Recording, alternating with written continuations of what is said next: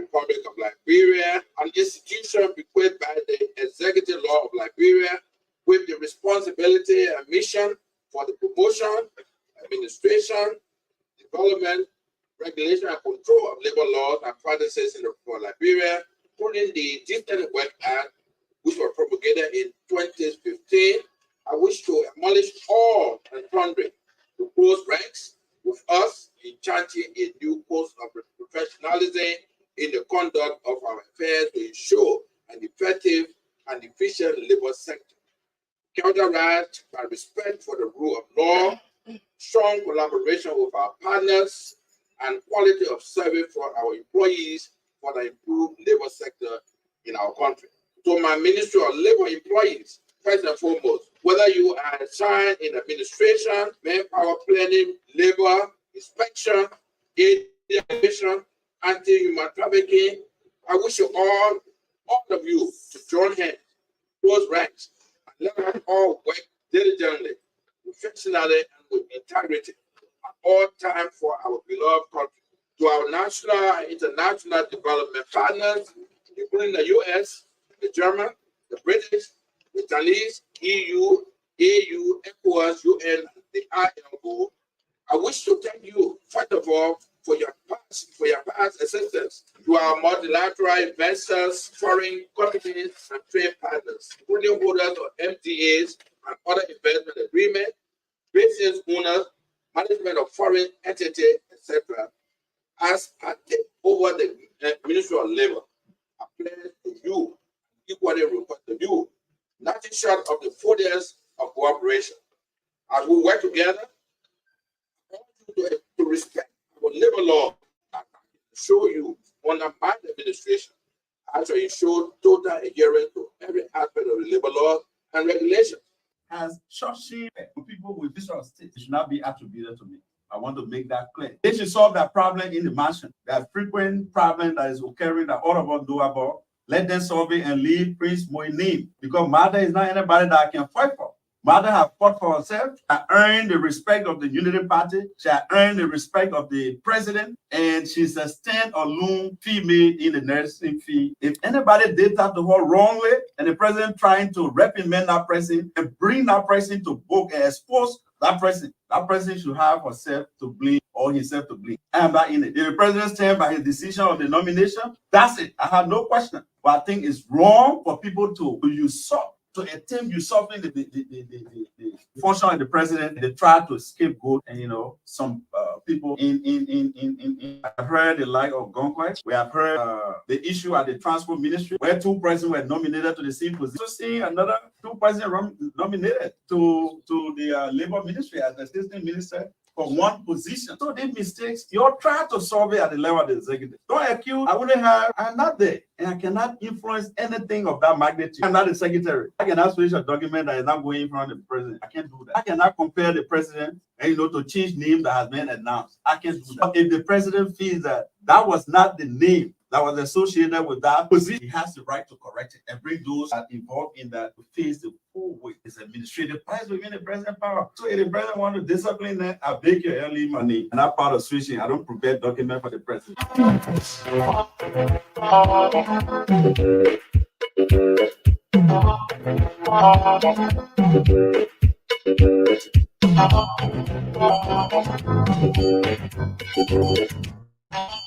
Oh yeah, good morning, good afternoon, good evening. Welcome to yet another edition of the Punch Breakfast Show.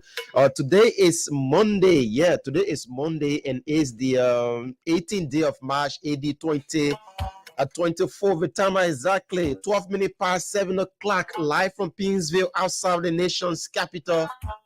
Good morning, good afternoon, good evening, depends on, like I said, where you are joining us from, because we have folks joining us on the Punch TV Live.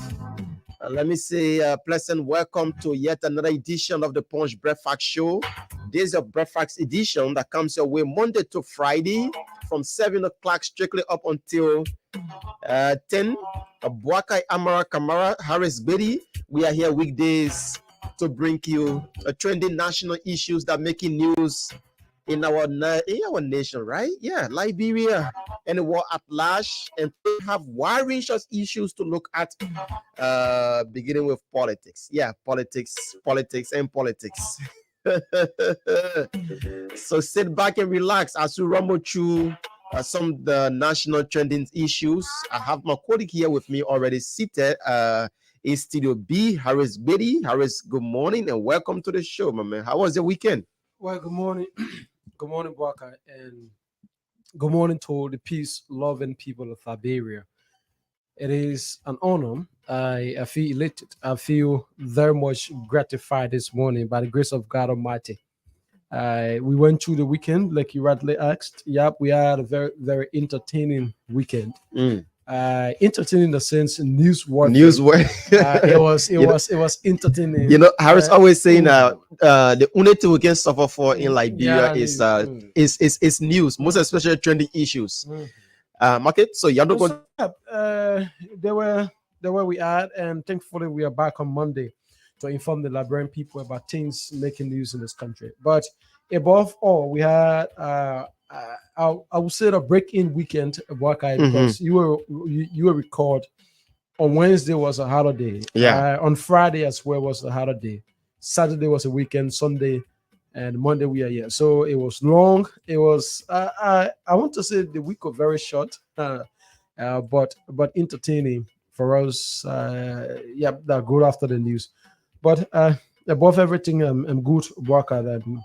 I'm good, and that the grace of God is upon our lives this morning. Okay, so that's the voice of my colleague Harris Biddy, and he's here with us this morning. We have a wide range of issues to look at, like I said. So Harris, what do we have on our menu? Because a lot of Liberians are listening. Those are following us through our Punch TV page. Let me say good morning to you guys and welcome. We are here to bring you today's edition of the Punch Breakfast Show. So what do we have on our menu this morning? Well, a lot to talk about. Our studio chat segment that he plays, it runs up to 8 o'clock. From now in between time, the former chairperson of the Coalition for Democratic Change, Mwaba Molu, went about, if you may recall, on yesterday to launch a pro-democracy group. We're going to be looking deeply into that, what that group stands for, but it will interest you to know that Mwaba Molu has said he will be one of the strongest advocates in terms of the establishment of war economic crimes court in this country. We're going to cause pay in Spain. We speak to that as well.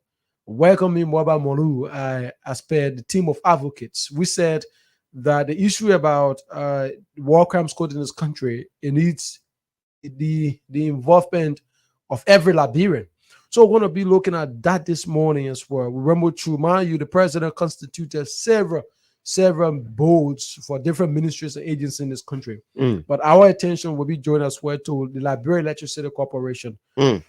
We have set out a national conversation, Buakai, on this platform, that all of what President Buakai wants to achieve, part of that, electricity plays a very critical role. We want to look through the establishment of the board at the Liberia Electricity Corporation. You want to talk about other ministries as well. For instance, NASCOP and the rest. We're going to weigh in on that issue. At 8 o'clock, we have, of course, the Youth League of the Mosurado County. That's the Unity Party Youth League, Mosurado chapter. Will be our guest at 8 o'clock. We're going to run into a conversation, wide range of issues affecting the Unity Party and country at large. That conversation runs up to 9 o'clock, and we return to our studio segment at 9 o'clock, Buakai. At which time we're going to look at the asset recovery. Mind you, the Secretary General of the CDC, Jefferson Koji, has called on all seditions to reject the president's decision to go after aid for those who have stolen from this country. The asset recovery team that was set up by President Buakai. Jefferson Koji called on seditions. According to him, that is the representation of the party, that all seditions should reject the asset recovery team of the president. We're going to look at that very critically this morning, at 9 o'clock, what it means in terms of the well-being, the governance structure of our country. And that discussion runs up to 10 o'clock. We'll be saying goodbye on the conversation. Okay, so that's the menu for today. Like you listened to Harris Betty, a lot of issues to look at this morning. Shortly, we'll bring you the studio chat segment wherein we'll be discussing, and later on at 8 o'clock, we'll be having folks from the Unity Party that will be here to share breakfast with us. We'll come back at 9 o'clock. It's gonna be a very thought-provoking show here.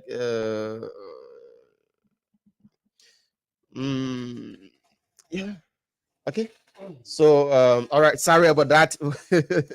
But we are here this morning to talk about a wide range of issues, like Harris said. Yesterday, the former chair of the Coalition for Democratic Change, in person of Moba K. Molu. Yeah, Moba K. Molu established a movement called STAN. Yeah, a movement called STAN. What am I talking about? I'm talking about leaving the political scene and establishing an organization, an institution called STAN, wherein he is now venturing into advocacy. So the advocacy aspect of it is what we will be looking at, because he's now calling for the establishment of the War and Economic Crimes Court in Liberia, but it should be done properly. That's according to Mr. Molu. So this morning we'll begin a conversation from there, and after that we will rumble through other national issues. But who is this Moba Molu? Moba Molu, as you know, was the former chair of the Coalition for Democratic Change, a party that just lost the elections in our country, a party that served 6 years. They just lost elections, and he resigned his position as chairman of the party, and now he's going into and he's going into advocacy. Harris, we will start the ball rolling from that end. What do you make of his new position as an advocate? Because I want you to make your own contribution, then I will come in on that. Walker, like you initiated the conversation. I welcomed Moba Molu's decision to be the voice of the people. That's according to him.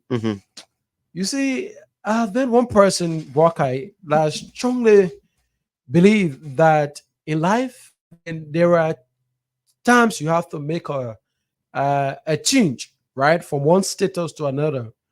If your current position doesn't serve well for you, it should not be a determination why you should not progress.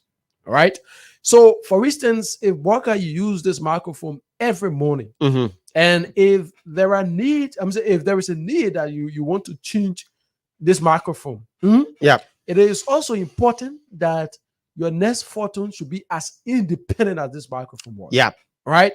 So, from that perspective, I want to welcome Moba Molu's decision that to venture into advocacy. Now, Moba Molu is not a stranger when it comes to advocacy, right? Moba Molu was and still used to be at the time prior to becoming a chairman of the CDC. You see, what politics does in our country, Bokai, it forces people, right? And it coerces people at times to, even if you're true calling, is to stand and speak truth to power. Sometimes people will blind their eyes, especially when you tend to pledge your loyalty to a political institution. And that affected Moba Molu to a greater extent. Because at the time he felt that, giving all to the CDC was the order of the day. Not forgetting that the CDC is a party that comes with its doctrine and has its rules and orders that you must obey. So at that point in time, even if you can be the critical voice, your critical voice will be subject to critics by the CDC. That the CDC holds all right, that even if you can be critical to what extent, that they will have to manage what you say. Because anything you say out there, it reflects the way the decision of the party. Okay. That's how it worked over the years. So Model have realized that there should be a need that I stand for my people. You see, where always time we have these kinds of conversation, I don't want to limit the conversation as to when the man get to know that he's supposed to be advocates, right? The conversation history has reminded us that it's not about when someone, the person, chooses to do something at that time, right? So you say, oh, all of the time the man was supposed to do he's doing. No, for me, I don't want to hold that view, right? What I do believe is that if Moba Molu realizes that there is a time he needs to stand up, then a follow question Boakai, the yes, when a man has the authority at the time, he misuse the authority. When he had the power to make things right in his country, he failed to do it. So now we can balance the conversation on that basis. We can use that pedestal. So you want to continue? Because I want to ask advocacy and he being a center player of our body politics, there are two different things. Remember, he just resigned. He just resigned from a major political party, and here's what the Secretary General of that party is saying in person of Jefferson Tamakoji. He says, he wrote this on his official Facebook page. He said the party, after deep consultations, has also accepted the resignation of the daughter of our party, Mr. Mobake Molu. For the past 3 weeks, the president has been on these grounds holding various meetings and engagement with all stakeholders, which concluded Thursday, March 14, 2024. That's 2024. He has instructed the National Executive Committee and incoming chair to bestow the highest honor of our party on Chairman Molu. You listening to this? To bestow the highest honor on our party chairman, Chairman Molu. He will be the only Liberian who will have a lifelong executive committee role in our party without voting rights. Without voting rights. So he will have the singular privilege to attend executive committee meetings. He will be fully decorated hereby the new leadership for his role, standing commitment, and service to this party. That the date will be announced by the new leadership. This tells you that we are not insensitive. We appreciate people, blah, blah, blah. So this man is staying into politics. And now he's coming with advocacy. That's two different things. That's what I'm looking at here. Can he leave the advocacy role, or can he leave the political role and get into advocacy? Because in his other statement, when he was accepting the role as the head of the stand, he said, I will not be supporting no political party here. I will not be on a unity party. I will not be on a CDC. But there are two different things we are looking at here. And there were our driving Boakai. So, like I initiated a conversation. Modu has said that it is now time he stand for the people. That's according to him. That taking a stand for the voiceless, which means that this organization he has established, which of course it is his right as a citizen, right, whatsoever, to establish whatever pressure group or whatever pro-democracy group he wants to establish. Yeah. As with the situation of his new establishment called Stand. So he said the primary objective of this group is taking a stand against, taking a stand for the voiceless. Now, this group, if you listen to Mono yesterday, he said it is not CDC nor Unity Party. That this group holds an independent view on the issues affecting the lives of Liberians positively or negatively. That's what he said on yesterday. Now, if we were to equip that statement, right, to the present day happening, then it draws out to the point you are making that Modu in itself is not sincere to his advocacy. Yeah, that's why yesterday, right after the launch of that organization, all right, Modu got in a car and left without having a one-on-one chat with journalists. I know Modu for sure. He's a person I respect and love the media. Yeah, but yesterday he did not provide that opportunity because you know why? Walker, this is it. And before we go further in this discussion, I want to confirm with this conversation. Mm. Believe you me, there is a disagreement, a very strong disagreement between Molu and George Weah. And I'm confirming this on this radio this morning.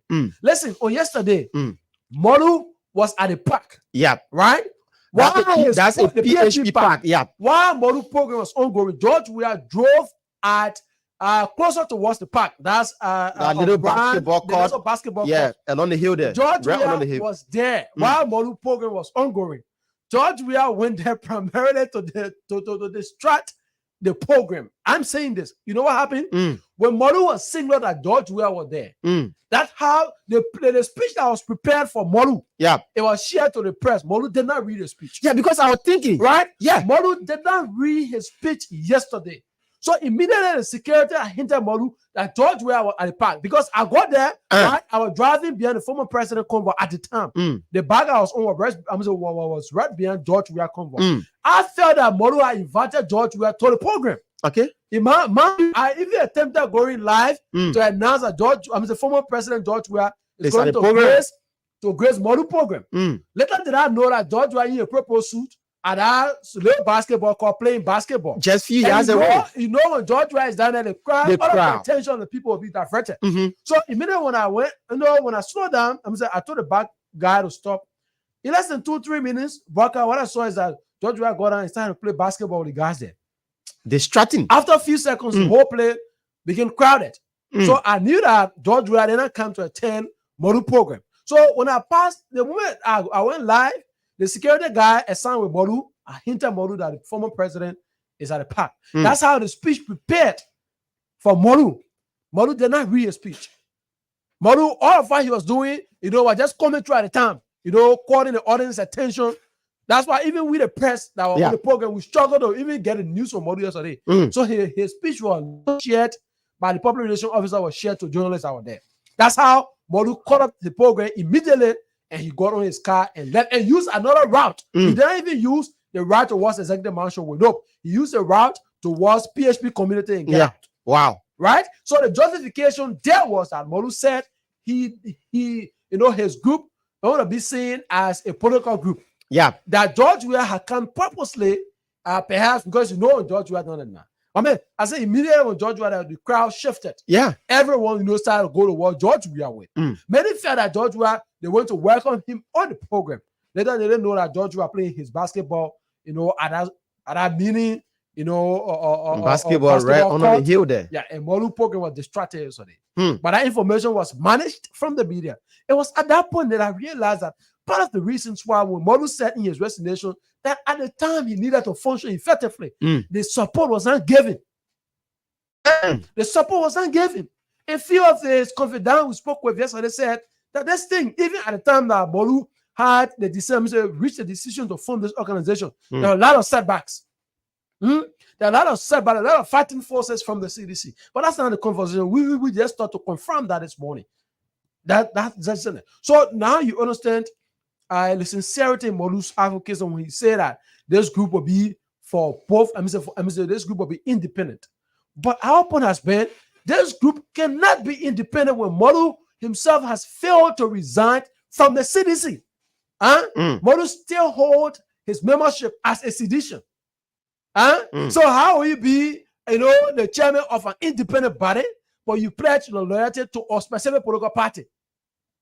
How can we equip the two? You say this group is void of politics. You are independent, pro-democracy, right? So that means is that you support the word of the people. Democracy is for the people, by the people, and of the people. Absolutely. So when you are pro-democracy, it means that you stand with the people, by the people, and of the people. What that means is that what is benefiting to them is benefiting to you. What is against them is against you, right? So at this point now, Molu is the only sedition, right, that holds right whatsoever at any point in time to work in any executive meeting of the CDC without invitation. So that's to what extent the party has given Molu the right. See, he still enjoys that liberty. He still enjoys that confidence of the party.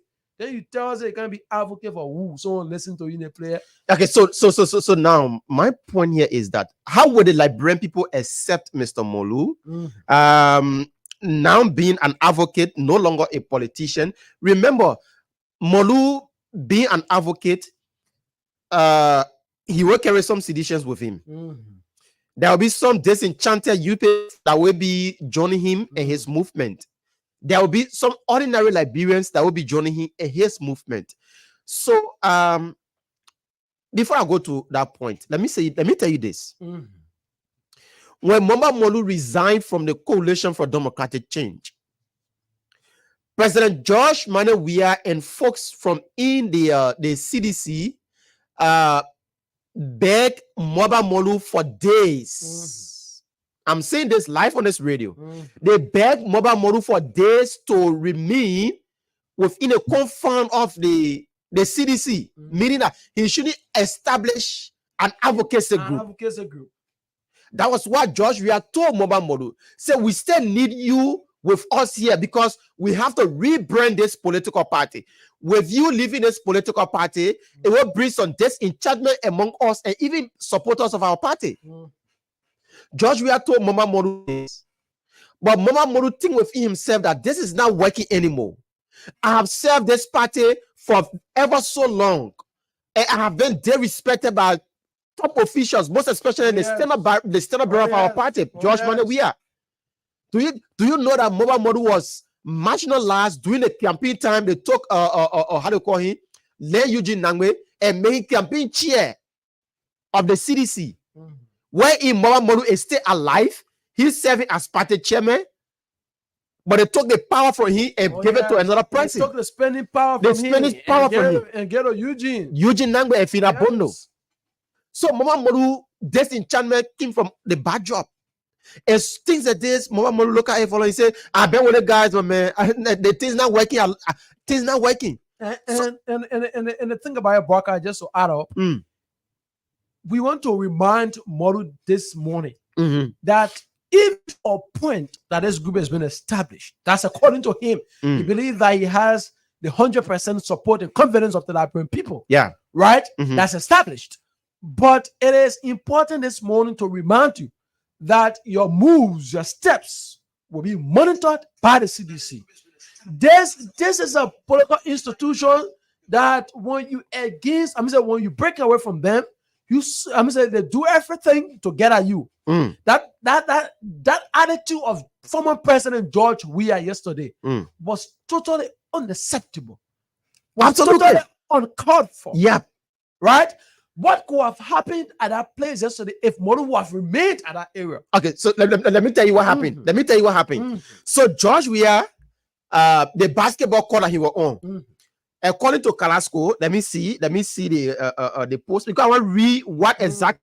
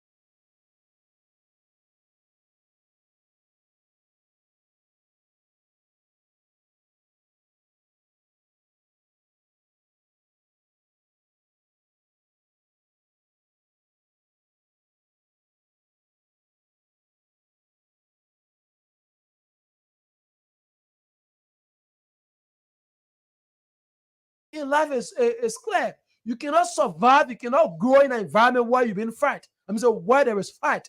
You cannot grow in an environment where those that are supposed to provide you support are the one that fighting you. George, where you can be chairman. You can be chairman of CDC. Now, no one want to take you from your position because even the CDC itself believe that without you, they can't do nothing. Yeah. That's the full mentality that CDC has defeated itself. Without you, they can't do nothing. So let's get that straight. So that's why since 2005 up to present, they manage you. Not because that they want to manage you for something else. Because they believe as a political party without you, there is no result. That's why I said to somebody, I wonder when George Weah resigned from politics, how will the CDC even survive moving forward? So if you get that notion as a political group, so you go after people what you think that want to make them want to get things straight. So Mobile Molu was being fight. But our point has been, Boakai, that Molu, your sincerity is that the only way Liberians can trust your advocacy, right, is that you need to resign from the CDC. You cannot hold an exclusive right with the CDC. Yeah. Even George Weah, when George Weah not invited to executive meeting, George Weah can go there. Yeah. But Molu, once you are not invited and you feel the need to go to that, you can go there anytime. You can go there. So you have to resign. By extension, you will be bestowed the highest honor of the party. Yeah. On the 24th of March, you will be restored the high. You'll be bestowed the high honor of the party. Then you say that it tells you advocate, like independent people listen to you. Now citizen message. Already you've been indoctrinated with the style, the violence way of the CDC that has lived with you for years. Then you sit there and say you come. Listen, we understand. Over 230 men will be coming in the country towards war crime courts. Okay. Molu wants to benefit from something. That's it. Over 230 million will be invested in Liberia in terms of the establishment of the war and economic crimes in this country. In Sierra Leone, there are 200 million were used in Sierra Leone. Perhaps in Liberia, be around 230 million estimated. So people in Mobile Molu get independent group they call stand. I'll be calling for and advocating for war crimes in this country. They are the ones that the international community will be working with. You understand? So that's a smart move, guy. So imagine a Molu can pocket 5 million or 10 million as per his group so that they could go in Liberia and document war times, cases, and everything. So that's another smart move. You want to look at that situation from that end. I'm telling you. So you got to be very critical. So Molu, the only way Liberian people can trust the advocacy as to wind down this conversation, you need to resign from the CDC. You need to resign from the CDC. When there is a time for elections, when elections are near, because the Constitution provides the right to to participate in political activities. When the time is right, you as a group or you as a person, can pledge your support to a political institution. That's granted.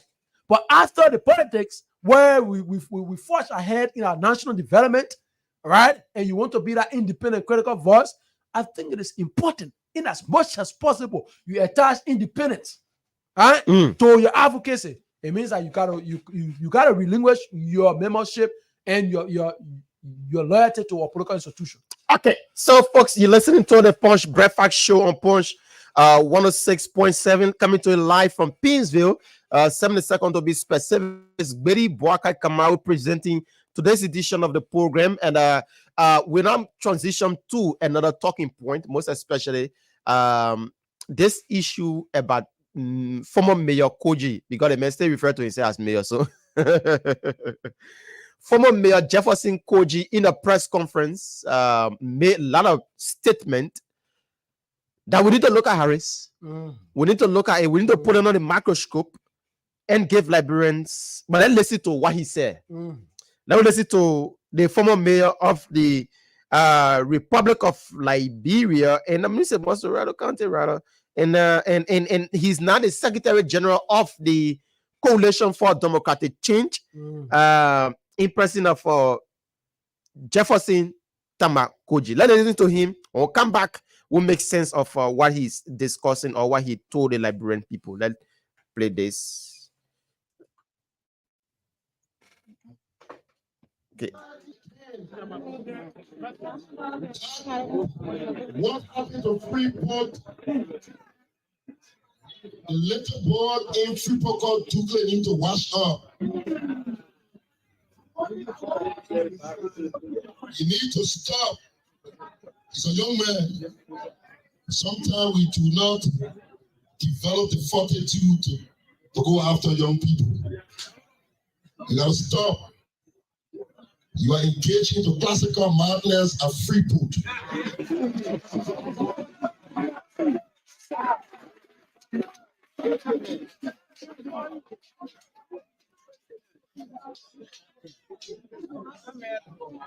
You need to be aware. If free food, we can tell you, are too right.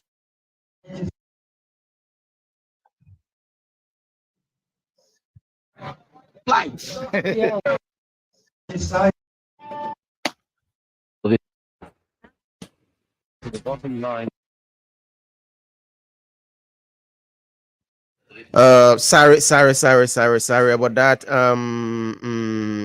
Wow, my hand mistakenly touched something. I'm sorry about that. We're trying to replay that recording. Sorry. Yeah. Oh God. Yeah, I'm trying to get it. Okay, here is it. Now play it again. Baka have the right to appoint you. We have the right to remove you. We don't seek permission to remove you. So you can learn all your police and your armed forces will tell you, we understand the history.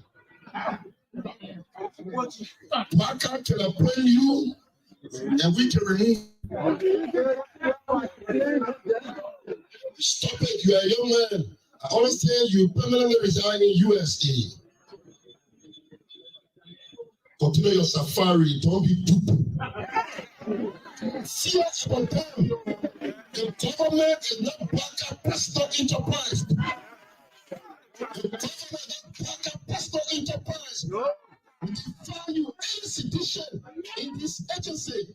As Tampa Wave will instruct them to move in. Every agency. To deploy police and every government agency. Get prepared to deploy them. If you venture here and you think because you have an opportunity to preside here, and that opportunity can be described as wishful on innocent Liberian, sadly mistaken. And you will be brought to your brilliant knees. I'm telling you, people here, you mad at police, and you think Baka can save you, eh? You better go and do what your friends are saying, and this thing without too sure that go and hustle, go and do your hustle. Stop disturbing. You asking for what you cannot contain. And we are prepared to restore that you are requesting for.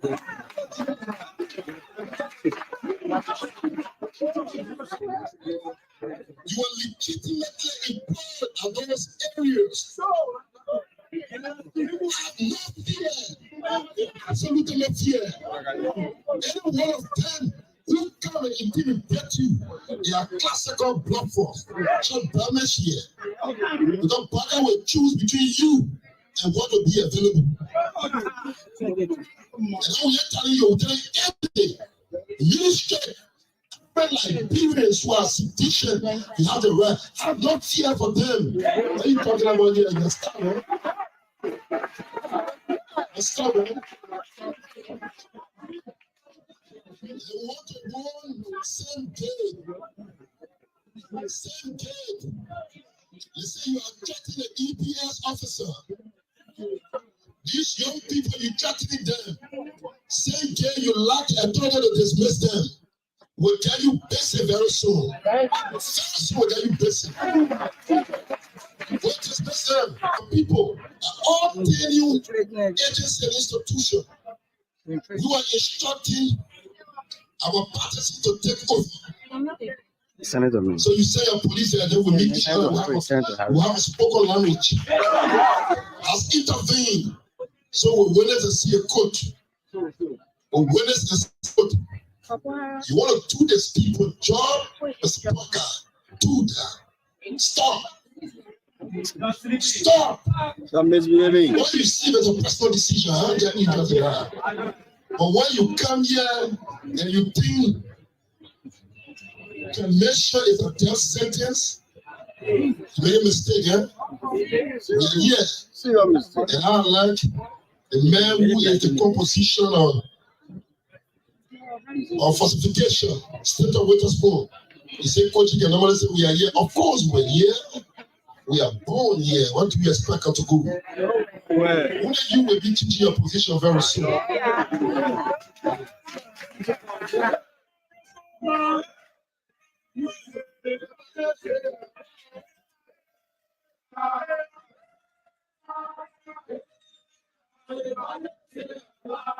Okay, so that's the voice for Mayor, former Mayor Jefferson Tamakoji.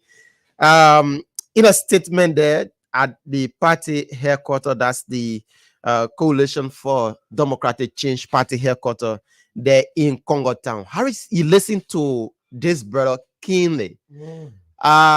According to him, the managing director of the National Port Authority, in person of Mr. Sekou Dukle, is proceeding wrongly by dismissing people who he think are seditions, even though if they corrupted the system, even though if they stole from the Liberian people.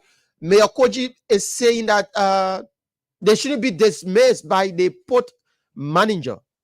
That's what Mayor Koji is saying, and according to him also, he's pointing finger at the Executive Protection Service boss, saying that we will make him busy very soon. Mr. Boakai, if you think you have the power, we still have the people under our control. This is the voice of a sanctioned former mayor of the Republic of Liberia, Jefferson Tamakoji. Yeah, Boakai. And I had to follow up on our press conference. I was fortunate to be on the ground of doing a press conference. And I listened very keenly to Koji. You see, in this country, people, the orientation of that of our young people, right? The orientation is a problem. Some of us, the environment that we grew up in, the environment that we grew up, things we saw around us, the way we live with them, even if we are at the echelon of leadership, we think that's how it should be. So in an event that you try to turn around, to make the right things, right, to put on the right path, they see as a problem. So Baka, if you grew up knowing that 2 times 2 are 6, even if you reach at that echelon, at that height of leadership, you carry that 2 times 2 to be 6. If someone tells you no, 2 times 2 is 4, you get a problem with it.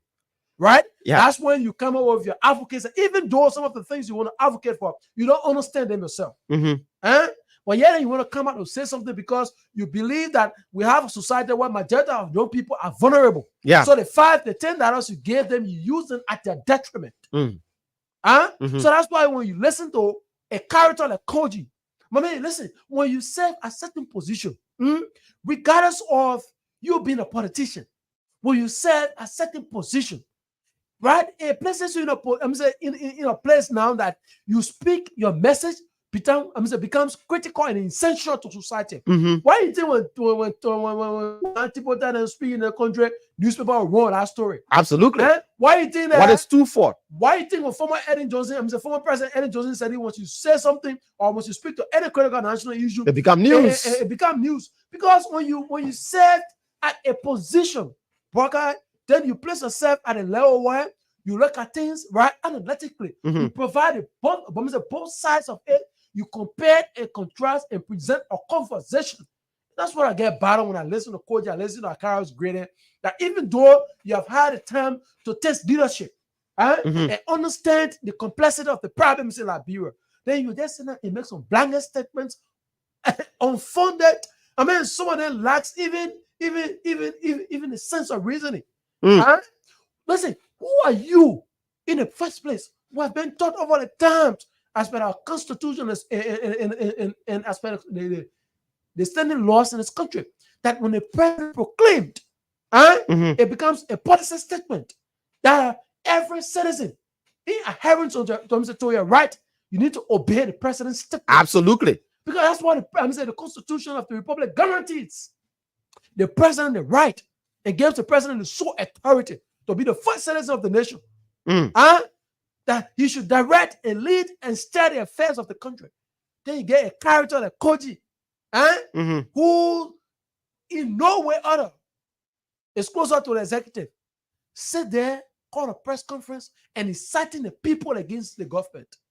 But man, listen, that thing I Koji did on Friday. It's a country about now, Koji there. Amen. So that's what we say Liberia free. So people can use it at the imagine the president having taken over, understanding that the people, the Liberian people gave him a popular mandate. That over the years, the reason why our hospitals are still down, the reason why our schools are not equipped is because of corruption. That Mr. President, even if you don't build roads in Liberia, make sure you fight corruption. Yeah. Even if you don't build schools in Liberia, make sure you fight corruption. Even if there are no hospitals in our country, Corruption should be key. Because we understand that by the time the government closes, right? By the time the government ends, the next government will come will build on a foundation that's already been established. That integrity, transparency, and accountability will be our governance structure. So you know what that means? Development will flourish. President Barker accepted that mandate of the people. Even on the day of inauguration, he emphasized on the festival of the nation address, he re-emphasized. So to get that started, he set up an asset recovery team. Didn't George Weah set up an asset recovery team? He did. George Weah did. Koji. Then George Weah into the team. George Weah set up. Part of the reason why that team did not function because they were finance. People like you were around George Weah and say, Mr. President, when you do the thing, reach all the years. Yes. Right? That's why George Weah called Arthur Johnson wants to money to Arthur Johnson, but man, step down that team. I don't give you any money for asset because also they knew that when Arthur Johnson was going to push forward with the asset recovery, they themselves were going to get involved into it. So George Weah said no. So Koji have left now with the belief that once you can't government yourself, anything you do, no one should checkmate you. That's what I said. People's orientation is a problem in this country. So coordinate for that day, for that breath, for Lofa, right? Even the school you are in Lofa, right? He saw corruption and lived with it. So he graduated, traveled here from Lofa, and been here back, waiting for an opportunity to loosen it. George Weah gave him an opportunity to become mayor. So he used it. He misused it. So at that point, such a character would not want anything to be the asset recovery to come in place. So that's why he's saying he will stand at the ground of the CDC. This is what George Weah will stand on and say seditions are law-abiding people. Absolutely. And this is a ground that George Weah will say we seditions will follow the laws and order in this country. So if George Weah is able to say that about sedition, then Koji stand right on the walls of George Weah and tell seditions that no right of the CDC will honor the president's asset recovery. Why can't listen? We don't take these statements for granted, right? Because the CDC is a grassroots political party. You can't take it away from them. They believe in people like Koji because these are individuals that have carried themselves so powerful in that movement. Even though they are not powerful as the way you see them to be, right? But they carry themselves to be the most powerful individuals in that movement. So like that, you can't underestimate what they have in them if they come out and say to call the people right to stand against the government. You can't take away that from them. This is a party that functions by what they call party mandate. That once they say any citizen in the whole, once they hear say Koji said this, nobody will do the one and they follow it. They will follow it. That's how they their mindset. So it is tantamount to our security that Koji will take to a press conference and call on sedition. There are George Weah obtained over 800,000 votes in this country. And cumulatively, you will say that 800,000 persons are seditions. Let's call that constant. So if Koji stay on the mandate of the 799,000 persons, because Moluna there now, so there were 800,000. So the 799,000 now. So if Koji is able to stay on the mandate of 799 persons and instruct them, say, do not obey the president's order. Brother, you understand what that means for our country? Did anybody within the Unity Party ever, when George Weah was president, made such a statement? I still be corrected. No, that's not about CDC or Unity Party. No, I am preaching this based on the peace of our country. I'm not sitting here. I'm not a mouthpiece of Unity Party. I'm not a mouthpiece of Joseph Boakai. I'm not here to defend the Unity Party. I'm here to defend the peace of our country. A man like Koji that will stand up and go against the laws of our country, somebody that have been placed into a position like the port manager Sekou Dukle, taking actions on people that went against our laws, that corrupted the system. And when actions are taken against them by the port manager, then you come and say, Mr. Sekou, that thing you're doing down there, the president elected you, but we can remove you. What power you have to remove somebody that already been appointed by the president? You think that we are running a boss court here? No, we are not running a boss court. That's how it feels. Do you think we are running a revolution or a youth league here? No, there's a government. Again, community. No, Right? it's not. So, Baka, have you come to understand the reason why when the U.S. government on a fateful day in December said that a character like Koji, right, has been involved into one-ton human rights abuses in this country? Yeah. Huh? Well, have you understood the gravity of the U.S. government statement? Now we can equip it to these kinds of statements. And then when we threaten the security of a state, is as equally as capable, right, of causing mayhem for the country. Then you sit there and say, well, listen, we are not saying, right, that coaches should not be critical in this country. No. For me, I support people being critical against the government. Criticism will come with necessity. So that when you criticize, your criticism is genuine to the development and growth of our people. So you say the president should not carry asset recovery. Then, what sense does that make? Let's be logical. So some of you want to argue. In 2018, when George Weah set up that asset recovery team, maybe you say we will not recap, but we'll go on the internet because that's what we have the internet. All true. I have read, last night I did extensive research on criticism who talking about the asset recovery team against George Weah. All of the stars of the United Party at that time, no one had anything negative with the country. Because when one found a video, George Weah couldn't do it. So they sat back and watched. When Arthur Johnson complained in the place, Arthur Johnson said, we need that one thing. Let George Weah just say, yeah, I support you, even though I don't want to constitute this team. Yeah. Right? But I gave them a support. That's all Arthur Johnson said he needed from George Weah. But George Weah didn't know. Money not there, they'll bring money. But when asset recovery, now people they can get money to bring money. Yeah. So Arthur Johnson said that we now want, when the manager said 2018, and they started, the first thing they started arrest all government vehicles in the play. There were times in the country. Arthur Johnson started working in this country. It was at that time. So George Weah realized that some of his confidants were being dragged because you had people like Eugene Angmene, already working in the previous government. They were in his government. So there was a potential rate that Eugene Angmene were being dragged in that thing. So what George Weah did at the time, he called Arthur Johnson one morning and said, I thought, listen, I'm the president from the own war. Don't forget about the asset team, yeah? Asset recovery team. Arthur Johnson called an elaborate press conference and said, I'm resigning because I felt that we could fight corruption in this country. But the executive lacking the political will. So I cannot risk my reputation.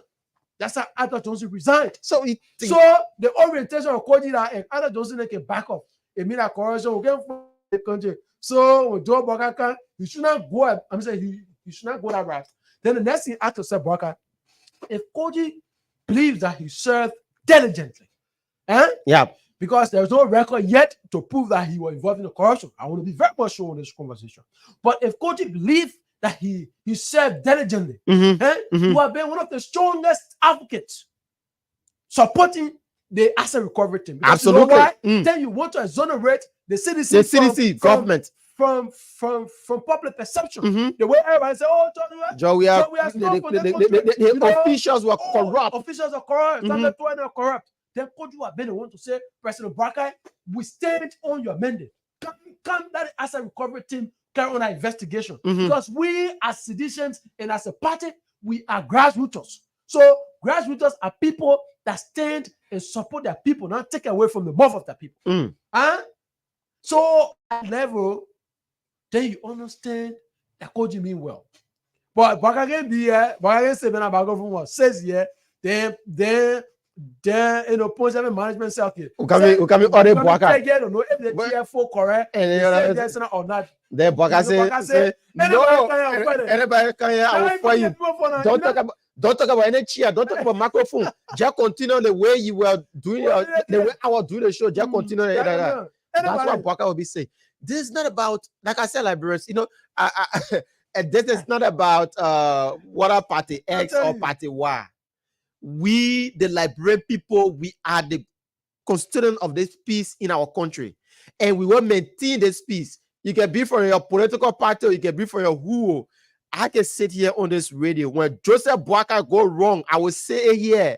When Jeremiah Kun go wrong, I will say it here. When John Weah go wrong, I will say it here. The only thing you tell me say Bwaka move on the radio station. You not tell me say Bwaka move from Liberia. And the next morning you hear Bwaka on another radio station. So we will checkmate everything. When somebody threaten our peace, we'll come here, we'll tell you. Mayor Koji, our former Mayor Koji, we are advising you. You are already being sanctioned by the United States government. And you should know that, my brother, they play, and you should be sorry for yourself. A character that Koji sanctioned by the US, that man, anything you do, you can't get out of that break again. So, like that, you want to do something so you somebody other people are in the country. Brother, how you work? So, in our case, you understand Koji or want to do any kind of thing to that cause confusion. But we are aware of these tactics. Listen, we're being very strict, right? That we call spade in spade. Koji, we embrace you being critical against the Joe Bwaka government. Part of the reasons why President Bwaka will deliver when there are critical voices that be able to remind the president of his responsibility. I felt Koji who has said, Mr. President, you say in the 400 days, you make sure that roads will be pliable in this country. Where are we, Mr. President? I feel that these are the questions Koji have been raising. Yeah. Right? To be critical is to identify problems and present a practical solution. So you tell me that asset recovery in the country is a problem. So the solution you're providing is that you should resist the asset recovery thing. Yeah. Then you call yourself freedom fighter. You call yourself leader for the masses. Listen, when you are leader for the masses, you stand what in the interest. I have been reminded over time that when you are the voice of the people, you know what happens? Is that you still part of the reason why Molu left the CDC. You realize that's how the guys function, because they believe that they stink. And when you say people, amen, that's why I say at times people misuse words in this country, because that's how our society has made to, this point our society has brought us to. So everyone live with the perception that once you're not in government, anything that government does is wrong. So even at that point, what will happen is that even the good ones, you will criticize them. Now your criticism will not provide any lasting solution, any on-hand solution. So you say, okay, President Bwaka, should not constitute as a recovery team. Okay, establish. President Bwaka should not constitute as a recovery team. So then what the president should do? That's why when they call for these kinds of press engagement, Bwaka, they don't accept questions. They don't accept questions. Because if you accept a question, you know that people will raise a consent. Yeah. Will provide the checkpoints, right? The media. So that's why if you may recall when the president first of the nation's address, after the president first of the nation's address, when the CDC called for that press conference, and when they say a whole lot of things, when there was time for questions, some of us ask a question. You say the president provide any solution on the economy. Then what? When we start to list these things, they said the president was just providing strategies and not solution. And then I laughed. So when we go to these kinds of press conference, at times people want to blame journalists. Like the last time I read on a post, said the journalist can ask a main question, and sometimes I laughed. When you eat the people Zoom, you have to be very careful. They say when you enter each you have to live that. You have to live that. So that's where we are. Mayor Koji, I'm a former Mayor Koji. Because you're trying to all of me pretty. You get country in Joseph, so that they just call him here. I can go to the phone line. Jack go to the phone lines because listen, yeah. Let me verify on this conversation. Jefferson Koji, right? It is important to be critical on the Joe Bwaka government. I believe that President Bwaka will welcome the criticism. But even at that point, what is encouraged, right?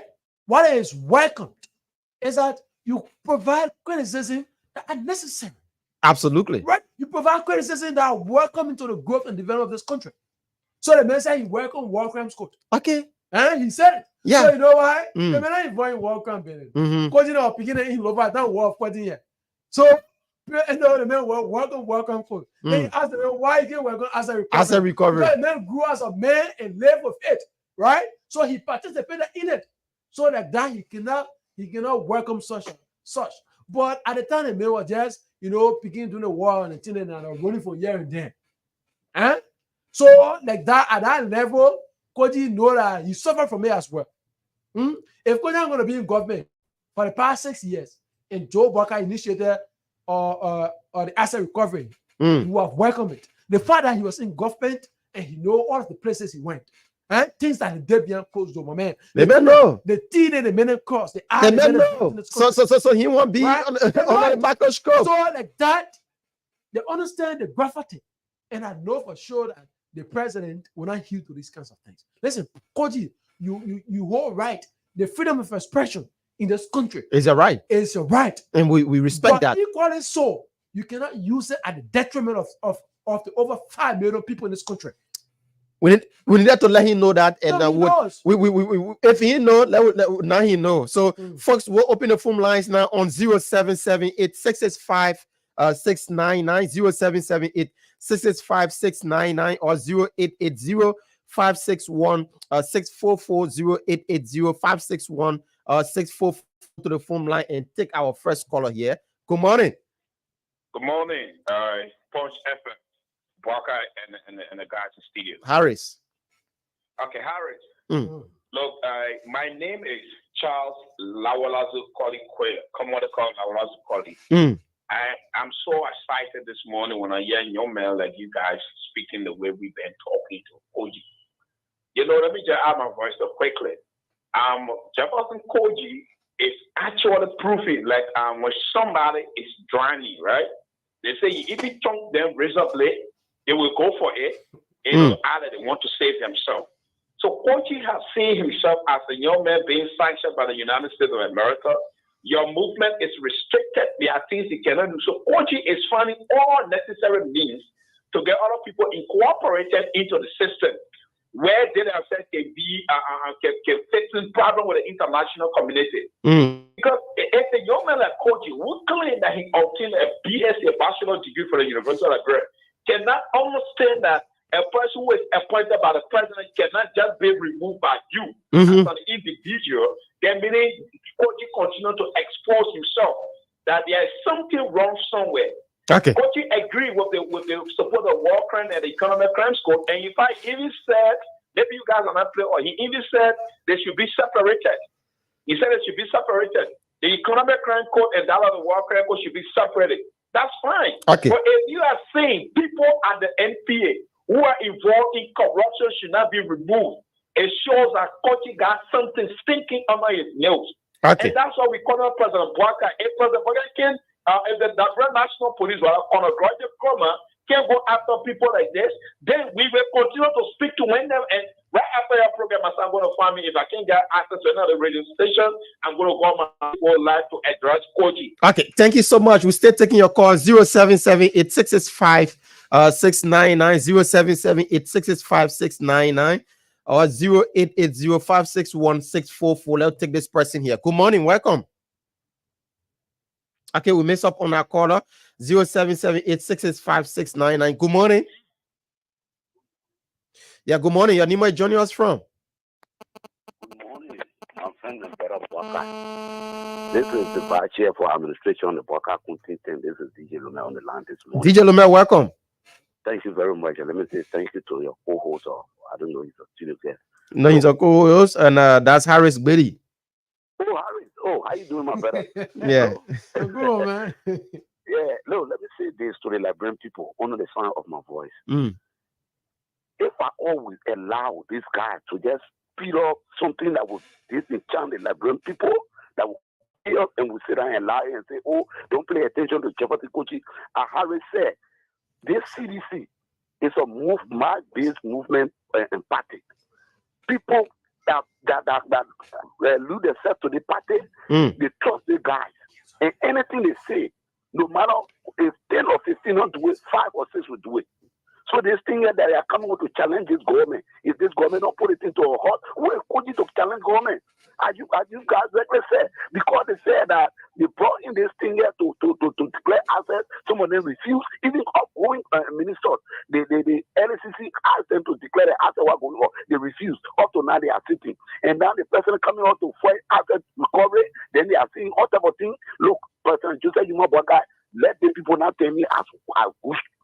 Come put your foot down to the fire and make sure all the guys that are tough on the Liberian people, let us prosecute them. And without we standing back, that any kind of and you come away, we will look at it, and this government should be a government that will cushion that will prevent the Liberian people. Thank you. Thank you for putting me. My man, be calling here, man. That honest how we are, yeah. Okay. DJ Lomel, so take your call 0778 699 0778 699. Let's take this person here. Good morning. Your name is joining us from? My name is Louis Merchant, and I'm joining from Dixie Township. Welcome, Louis. Yeah, I listened to the topic of the discussion regarding the asset recovery team and those that try to undermine that river project. I think these guys do no business. So if power, they didn't have the political will to do it. So you that want to come out, you will be seen as an enemy of the state. You can be all that making noise. I don't want to see the asset recovery team, being up to do the full work. That people who were causing the focus jar. So you will always be against it. And, but these are the factors. I believe Boakai has an agenda, to deliver this country through transparency and accountability. And Bishop Cole, you promised it during his speech. It was mentioned there that the issue of corruption will not be taken lightly. And I admire the speaker, our current speaker. He's not listening to the voice while you opposition is ruling party. Because the speaker mentioned one, I think it was mentioned on the house floor one time. And, before you were to Ethiopia. Yeah, so the speaker means business. All right, thank you so much. Let's take somebody from this angle here. Good morning. Good morning. Your name is joining us from? My name is Brooks Boakai. I am joining you from the GSA Road. Okay. Yes, I am the chairman for the 33rd Lion Auxiliary. We are response. You are the who? I am the chairman for 33rd Lion. He said 33rd? 33rd Lion. Okay, 33rd Lion of the We Are Response. Yeah, I'm the chairman for the 33rd Lion We Are Response Auxiliary. All right. Okay. First of all, I want to thank you guys for the topic on our discussion this morning, because looking at our country now, our peace is very important, and which we have to protect. This is not a time that we try to go around any kind of ideology. Yeah, but let me ask you now, this statement. Excuse me, let me learn. Okay. That is what I call. So if you can just give me the time, let me. Yeah, because we are running with time now, so you have to make it snappy, my brother. So this is a very important time in our country, when it comes to dealing with our peace. I think Jefferson Koche has a point, but the manner in which he is addressing his point, I think that is what I have problem with. Okay. We support the recovery, the asset recovery, right? Hello. He's left. Okay, I think he left the line. I don't know what happened. We take 2 more calls, then we bring our first set of guests. Here, let's take this person. Good morning. Your name is joining us from? Good morning, brother. Yeah, your name is. As we said a second. I'm calling for the Puebla Road, Plainfield. Welcome, David. Welcome. Okay, brother. To be precise and quick on what we're discussing, I condemn the statement made by Timothy Tamakochi. It's very much inhuman. It's not patriotic. Timothy Tamakochi is not a real Liberian, in Liberia.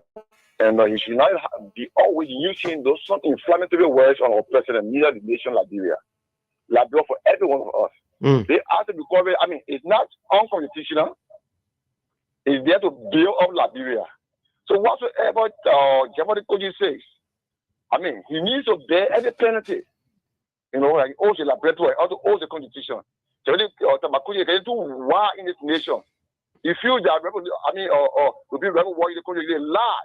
Even some of our babies were walking. If the money could, a country try anything in this country, we will apprehend apprehensively. Thank you for your show. Thank you so much for being a part of the conversation. Let's take this person as our last call here.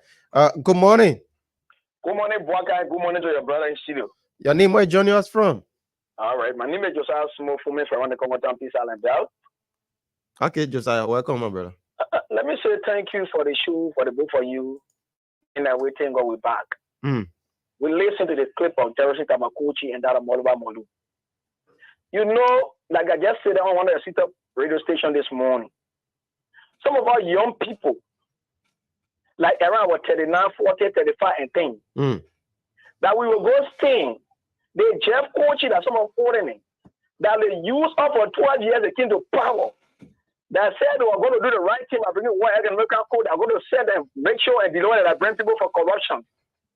That today they have established themselves. That we that was stay and copy for them, we can't just show the first thing for ourselves. Now I always say 90% of the young people got almost got children or child in this country. Are we thinking about the children we have there? What because of their future? Because you our future by damage. Are we thinking what because of them for the next 2-3 decades? Like when someone stay and be in the country, then you copying. Are you asking yourselves, my poor mother or my child is searching for food for my child that I can't even afford? When someone saying these things, we clap. Kochi, after recovery, it's not a wish fund. President, we are daily initiated, but he did not go anywhere. Now that the government has come to say we'll do this, what you are acquired legitimately, that's not what the government said we are going for. They are saying those who will be outside of the law that is unconstitutional, like unlawful, when you are caught in the work, that's what we are going for. Okay. Now your tax won't pay. Now what you work for to pay your property. Okay. But the illegal, let me say this. We young people, some of us saw nothing, and some of us felt the pinch of war in this country. No one can tell anything. No, Chelsea Kochi, you picking. You're not stronger than Charles than around here. That today he in the hate. Kochi take time. You just keep for government. Who are in the senior opposition. So the government you are running, not know you are going like bring people like so. Go fight for one economic code to redeem like bro assets for people that are stolen over the years. That when someone saying about it, you want to see that in the peace? No. Except they go to let young people that don't have future and play for their children. But some of us, we can never support such a statement. It is a right to critique the government and checkmate the government. Even myself here, that brought the government to power in the wrong way. Okay. My brother will speak. All right. Thank you. Let's take our last call here. Good morning. Yeah, brother. Good morning. Your name, where you joining us from? Well, brother, I'm Lawrence Spencer. I'm in Johnsonville Township this morning. Welcome, Lawrence.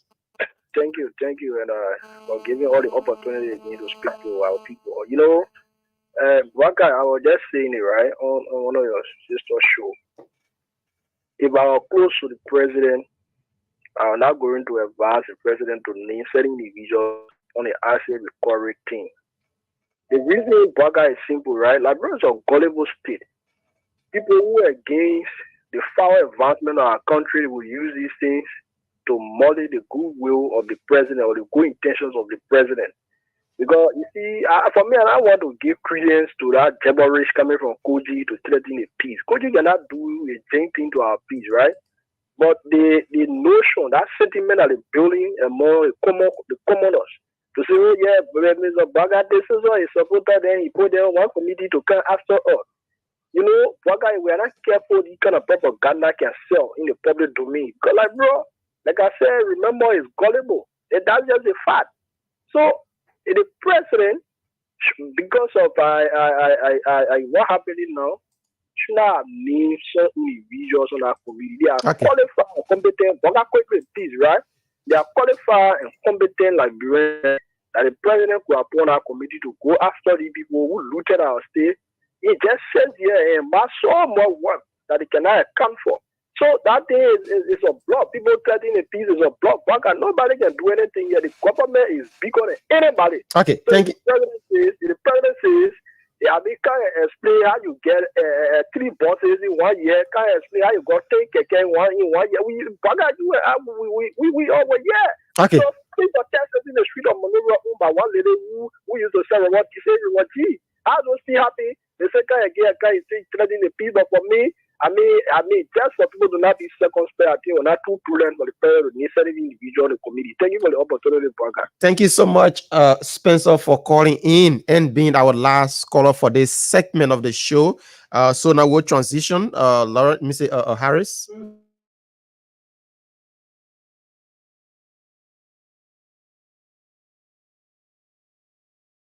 Of guests in studio already.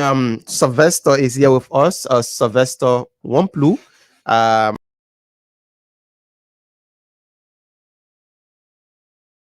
Of the Unity Party. He's here to talk about a wide range of issues. Probably we may continue from what we've been discussing already. So Sylvester is now live with us in studio.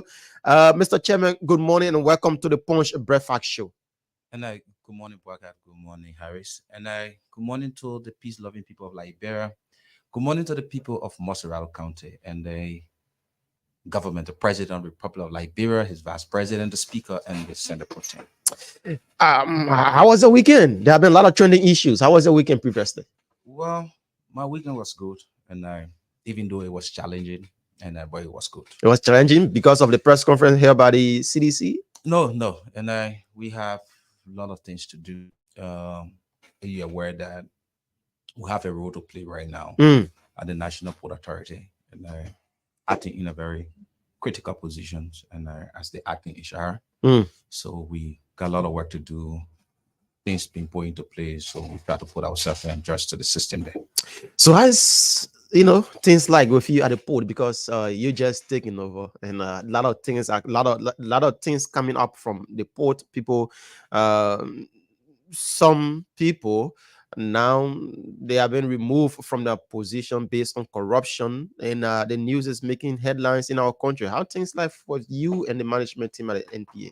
Thank you. And the managing director of the National Port Authority, and Honorable Sekou Hassan Dukli, along with his deputies, James Bernard, and the operations and the entire management team, and trying to do something that would be in the interest of the Liberian people. And because if you understand that there are so many things were broken down at the National Port Authority, and they try to restore those activities.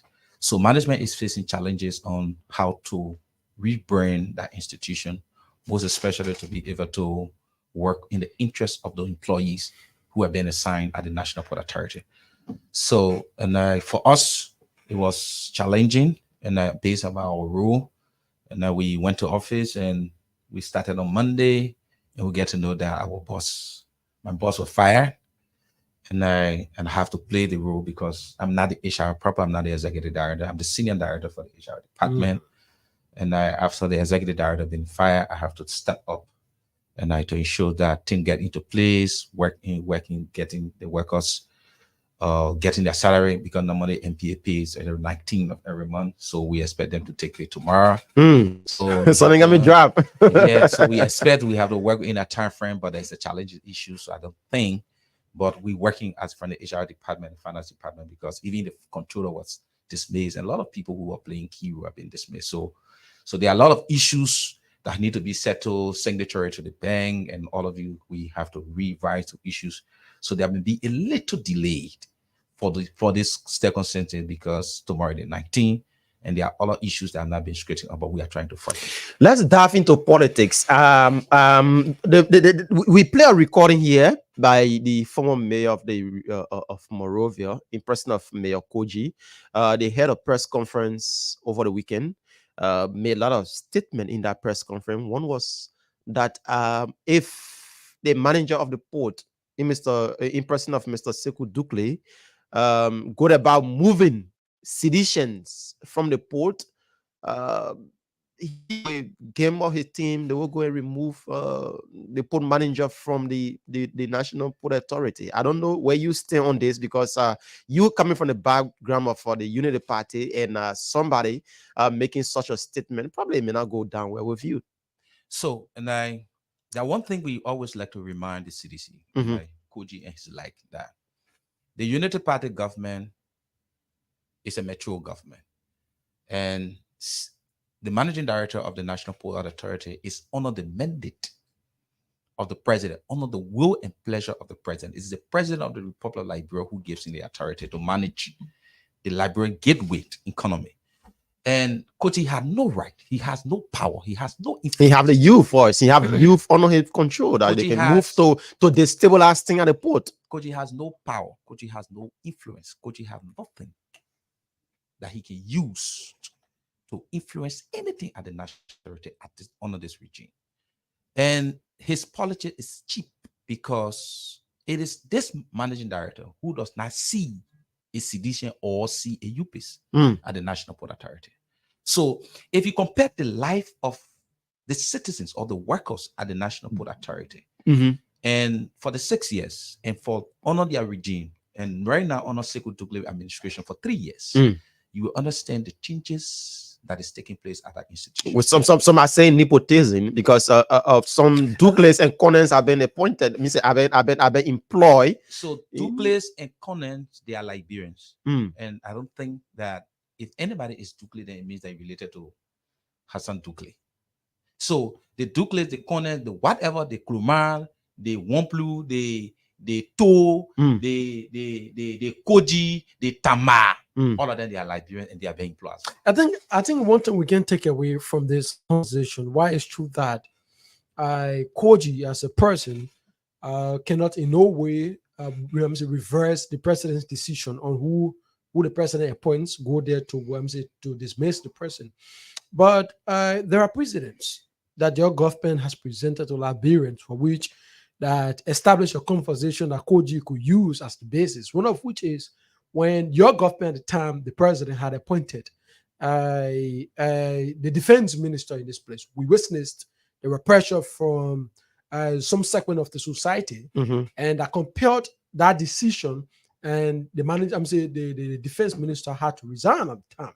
So based on this precedent, you can take away the fact that if the likes of Koji having stayed in the body politics of Liberia, understanding the way to influence the system, could use the same very workforce within the MPA. So to get against the administration. So Harris, let's get this first. At NPA, there is no UP, there is no CDC under this region. But that's what you're thinking, but they are not thinking like that. There is no UP, there's no CDC under this region. As far as we're concerned, all of the employees, they are under the protection of the management. And management is protecting everyone. Nobody's been removed on that job. Even the job that I occupy, it was not being removed by somebody. It was a vacant position that I occupied. So every employee at the entity is under the mandate and under the watch and the management of the MPA management. Some people got some people got displaced on the basis of corruption. But they were seditions. We don't know them to be sedition. We see them as employees. Okay. We see them as employee of the entity. So we see them as employee of the entity. We don't see them as seditions. The handbook of the MPA clearly states the guidelines to do, and if you fall short in these guidelines, you'll be dismissed. When people are signing their employment form, they don't sign as a sedition or they don't sign as a UPIS. It doesn't take away the conversation. No, we see them as employees. So they were dismissed on the basis of a course, and that course was established, and it is best known to management for which they were dismissed, not because they were sedition, but they were dismissed on the basis of course, and it was clearly stated by the managing director that these people were dismissed on the basis of corruption. And then when you talk about corruption, other folks are also probably hands were in a cookies jar. They have been let go, and only few guys or people that believe to be seditions. No. There is an audit, internal audit that is going on at the National Port Authority. Okay. So if these audits close any other person name after the conclusions of these audits, everyone who found themselves in that category will be there with according to the handbook. Is the audit still going on? Yes, they're still on audit. They're still on audit. There are so many things that I've been working on. There are so many things that has been digging out. There are so many things we try to put into place. So there is the internal audit management team or department is doing exclusive work in order to audit the payroll, audit the employee status, the status. We're doing everything possible to get things straight. Can you still state that more people will be dismissed? No, based on the audit. If based upon a crime committed against the handbook, the laws of the National Port Authority. Okay. But when the audit is done and nobody is caught in the audit and everything was done properly, you were going to be safe. Nobody's going to wish on anyone at the National Port Authority based because of your political affiliation. This government is prepared. That's why we prepare as Youth League. In the United, we don't really like to use the word Youth League because we don't see ourselves as a league. We see ourselves as a Congress. Just sometimes people say Youth League. We are not Youth League. We say we are Congress. We are organization. You are Youth Congress. Okay. So in the Congress, the young people put their life on the line for Joseph Boakai to provide a leadership that will be beneficial to Liberians. So that is the leadership that we decide to protect. This is the leadership we decide to contribute to. This is the leadership that we want to see that all Liberians will be inclusive, both in the private sector and in government. Okay. So is everybody, I want to know, everybody in the entity, are they open up?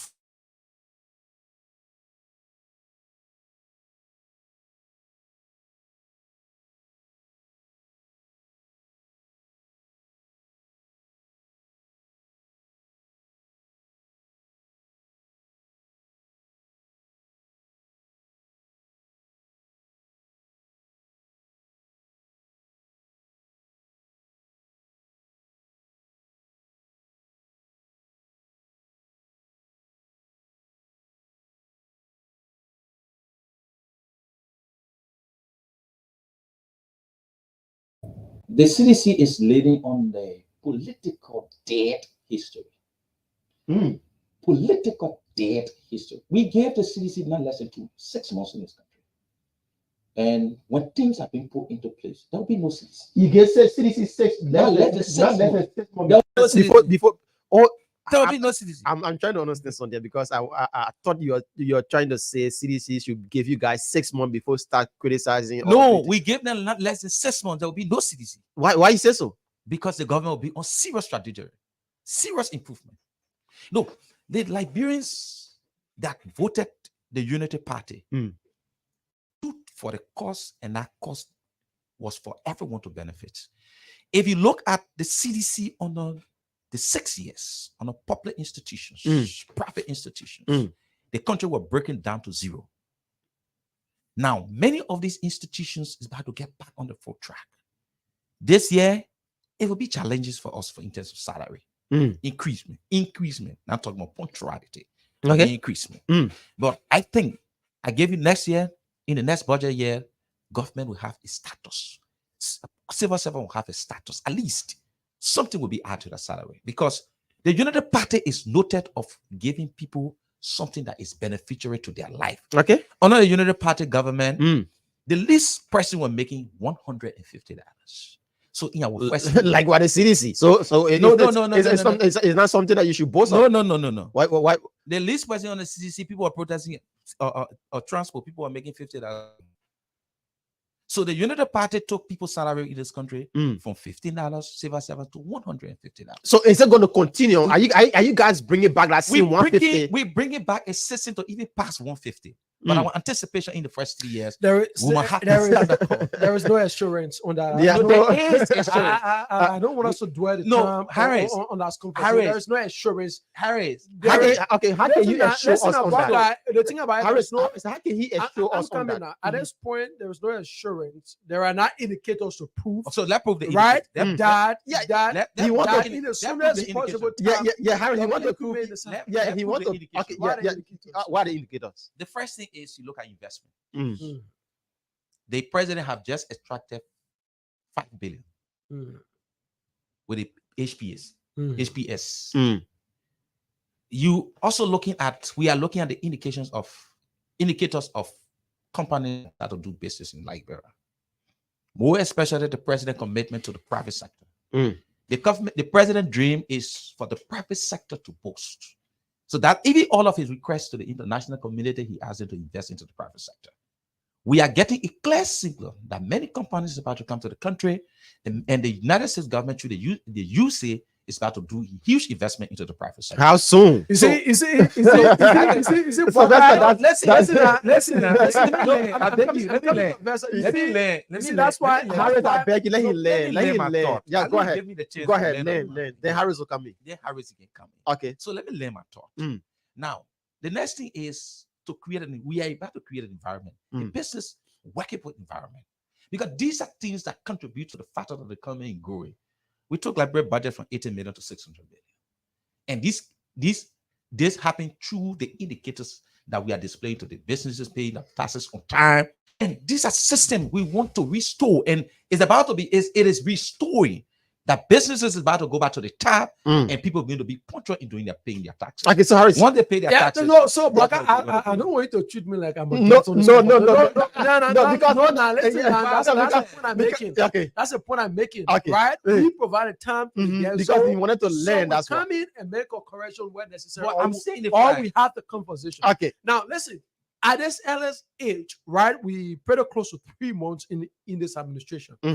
One who understands all of what is ongoing is the foundation. I'm saying is shifting from the CDC style of governance, right?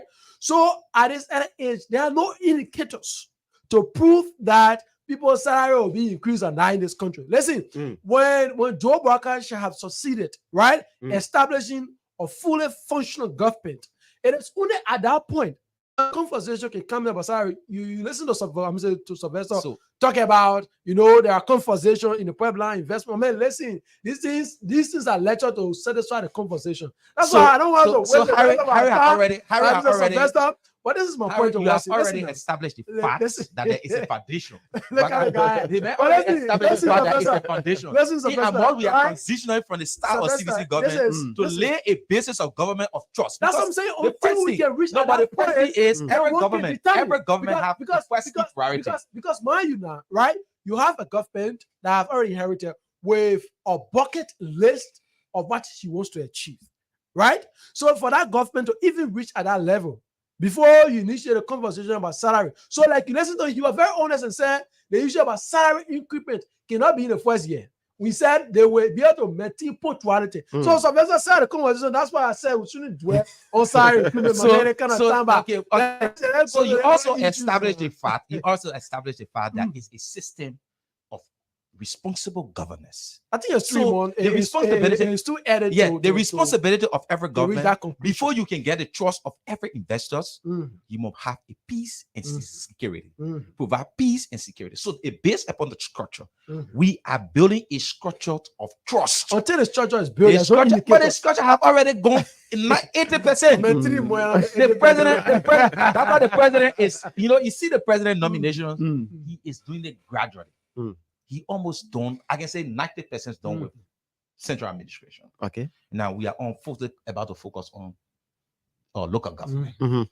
After local government, he's going to focus on. And this is exactly where I was telling Sylvester that I've seen for a couple of days now, weeks, every time when the CDC speak to national issues, we see the Mossoraro County, particularly chapter of the Youth Congress of the United Party, will come up with a rebuttal, perhaps a response to that, of which the CDC has said. I can recall during the King George situation when President George Weah has warned Joe Barker at the time, President Barker, and said that he will not regret taking a lawsuit against the government. Your Youth Congress issued a response towards the former president. I observed a few days ago as well, when the former mayor Jefferson Koji made some statements towards the government. Your youth leaders were issued a rebuttal towards that. Is this how you guys going to go? On a frequent basis, always in a position to counter what the CDC will do? So, the Mossoraro Youth Congress is a segment within the Unity Party, and it is the most active and a youth group within the Unity Party in the 15 counties. Reason is because we control bulk of the government ministries and the happiness of governments in our county. So even before national speaks, that is political trend. Even before the national speaks, the United Party Youth Congress must be able to provide a rebuttal and an active response to what the party thinks to the public before national speaks. So the national will conduct herself differently on issues, and the youth will conduct herself differently on issues, but portray the same goal. So the youth is always trying to contradict or sharpen the contradictions in the public, while national is trying to solve the issues of the problem in government. So since then, you will always see the youth responding to this kind of issues because while the national provide the governance, because the national will not take up time focusing on Syria to go respond to CDC when they got things to do, to be focused on controlling the situations of which CDC is speaking of. So we have the platform to be able to provide illustrating these contradictions in the public, because we are getting direct communications from the government. We are in-source people of the government. We have information in the government. We protect the government. We produce the higher votes that brought this government to power. 320,000 votes came from Maserati. So we must be able to, all of the government ministries and agencies reside in Maserati. So we play the most active role in responding to political issues, what central leadership respond to governance issues. Do you think some of the statement made by former Mayor Kogi are threatening statement? Complete. And we don't see that as a threat, because this government has all it takes to reduce Kogi to zero. All it takes. We have professionals. We have professionals in the army. We have professionals in the immigration. Are you going to use those professionals against the will? We have professionals. We have professionals. He's a citizen of the Republic. We're going to use the law. This state is governed by law. When Mayor Kogi was in power, he spoke about law, but which he did not respect it. He brought his police down to zero. Nothing in this country. We try to restore the hope of the security. And they are the only people who is close to the authority to protect life and property. And we trust the current administration and the national police to protect the citizens of this country. And even Major Kogi, he's under the protection of the Liberian police or the security of the states. Okay, so let me ask you on the issue about the asset recovery. Do you think it's timely? Because I'm asking you this question. I'm asking this question based on previous. Joshua established an asset recovery team. Later on, we saw it going down a dream. And here we are again. Joe Boakai just took over less than 2-3 months. He's talking about the establishment of the asset recovery team. Do you think this time around, Liberian people will see what this government will deliver to them? Yeah. Your niece that I know, President of the Republic of Liberia, is a man of principle and accountability. One way or the other, probably. Look, Ambassador Boakai have stated with times of a number that this country, law and order will be restored on his watch. And it has been a key issue or on his plate to ensure transparency that people, public officials, be accountable for what they take into public. Do you think the team is transparent? That team is one. The lack of Mountain Koli and the chair of that team, the citizens are saying that there will be a witch hunt because they've been going against each other when it comes to national issues, then placing them on that team. They think that the team is already dead upon arrival. So the issue here is the informations and the investigation. As the youth chairperson of Maserati, one of the key figures in the youth government, in the youth community, I will not support that team witch hunting any Liberian. I will support the team doing a professional job. When there is an issue of concern based on a public official, let it be addressed properly. It's a contrary of witch hunt. Contrary of witch hunt, we can assure the public that the United Party Youth League will take it, the United Party Youth Congress will take a different towards the asset recovery team. But that identical asset recovery team is 100% guaranteed and have our support. Okay, send on the basis of evidence, on the basis of implementing a proper agenda on her direct mandate. Contrary towards that, if you follow Martin will not wish on anybody. Anybody get 50. Martin work is always to bring to the public what Sylvester did not have in the past, and today Sylvester have it. We need to investigate it. There have been developed voice on the issue about the asset recovery. Some are saying that the president appointment of individuals have already undermined the establishment of that because institution. CDC don't respect law and order.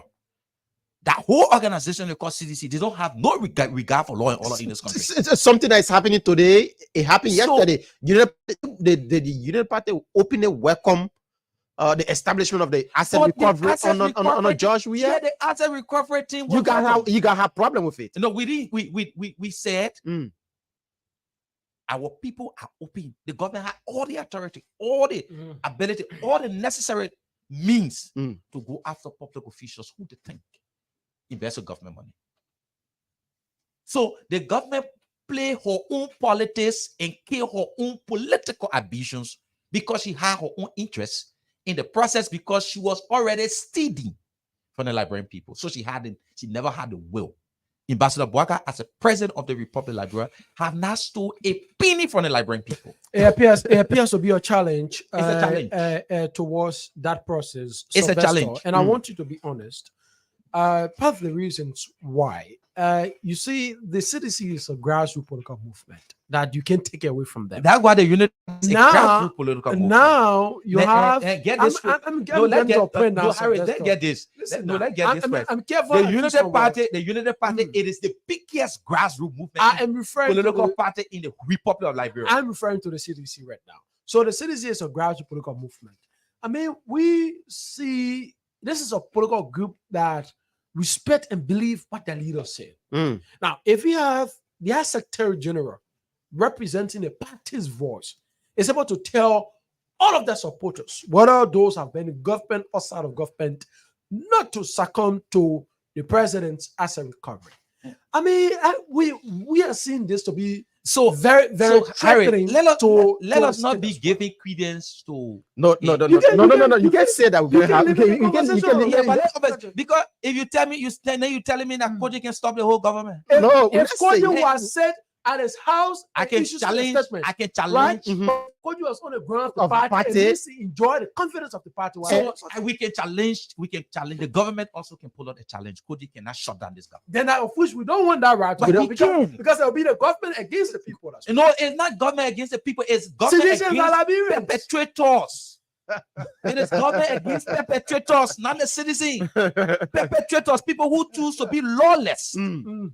When we're in opposition, we never choose lawlessness. We abide by the laws of this country. We ask for what is needed by constitution. We protest, it is our right. And this public space was given to us. Perhaps the government could see him. I mean, so if CDC want to protest, yes, it is their right. It is their right to protest on the peaceful manner. You understand? All of the protests that was organized by when we were in the oppositions, that we supported, we went to these processes in a peaceful manner. No arrogance, no choice. From you're afraid of them. So no, we were not afraid. We are organized political parties. We are organized citizens. We know what is right. Your right ends here today, the next man right pick up tomorrow. So we work in the confines of the law. CDC has the right to work and protest any day, any hour in the confines of the law, and the law will protect us peacefully. Contrary from being organizing a peaceful protest, the government will respond to that action. And that's the part. And that's the part I don't want you to learn. You see that?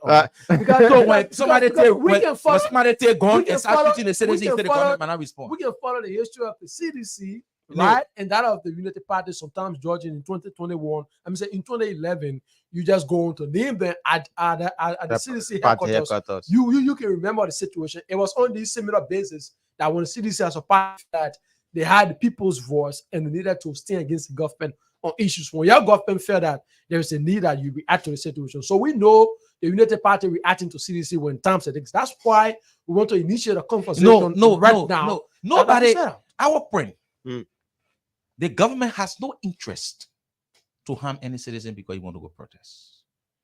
But mind you, it is the right of the government as well when you want to organize own democratic protests that will be a threat to the state. It is the responsibility of the security of the state to respond to whatever unconstitutional issues with the justice ministry. So I'm not a security practitioner.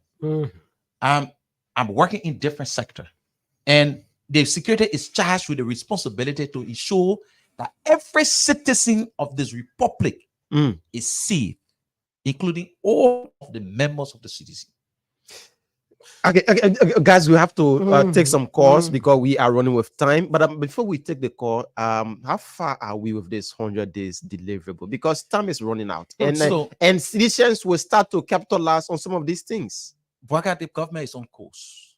The president is working hard. The government officials. We cannot be stuck in mud in the first 100 days. The president is working on that. I'm asking you the question. The president is working on that.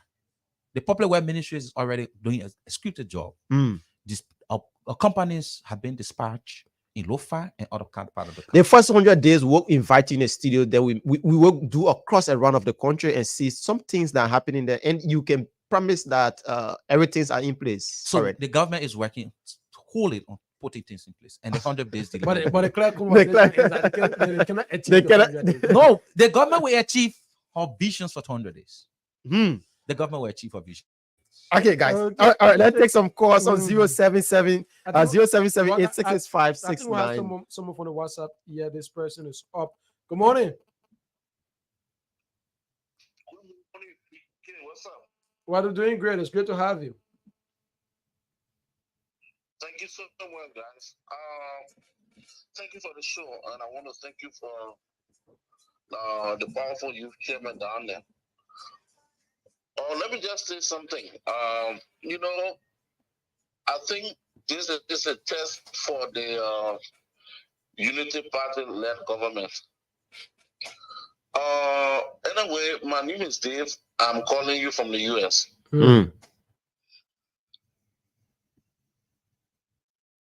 Go on. Go ahead, Dave.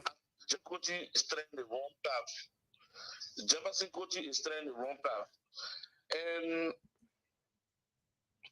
this is the time that the Liberian National Police need to call Jefferson Kuti in.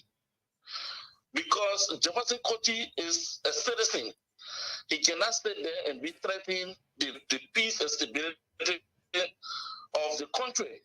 If we having any concern or disenchantment about the government or what is going on, he needs to go to court. But I dare you, and you impressing as a journalist in there, you can admit to the fact that if this was doing the government of CDC, whosoever that made that statement, but now they are being banned. I'm so surprised to see Jefferson Kuti Party and Ron Kosi noise. Okay. The president of the Republic of Liberia. Okay. Those statements that Jefferson made, it is completely wrong. Okay. So we need to score a spin and spin it. Thank you. If you have a problem with the government, then you go to court. But this is a test for Joe Biden. Because if they let that slide, then definitely citizens going to be embodied. Then Jefferson Kuti and others are going to be embodied. He need to be questioned. Okay. And when he's guilty, the law should take a course. Thank you so much. Okay. All right. Thank you. Let's take somebody from this line here. Good morning. Yeah, good morning. Your name is Johnny was from. Welcome. Yeah, thank you. I'm Kevin B. Harris calling from Red Abia. Welcome, your life. Yeah, thank you. The seditions, I say former sedition, because we were disappointed over the situation in which our party leaders and other people introduced to us. We voted George was the only leader at that time that we voted in overwhelmingly. Who have some of us we printed our own T-shirt with the means behind George Weah, and we were so dedicated to the party that saying that we did everything for ourselves. But you see people who calling on the show them today that they are threatening the peace of this country. That it seems people that's the cause of we getting away from the CDC party because they are too power grief. They use the power to people together to die for their business. And are training America playing good football. Are training America. But my brother, they have realized that they didn't do well. So now they are calling you guys back to go and recollaborate.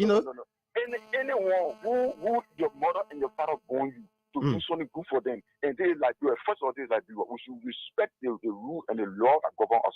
We should know what we are here for. We are here to develop our country. Don't we go out there.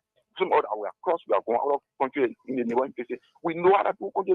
So you join the Unity Party now? You join Unity Party? No.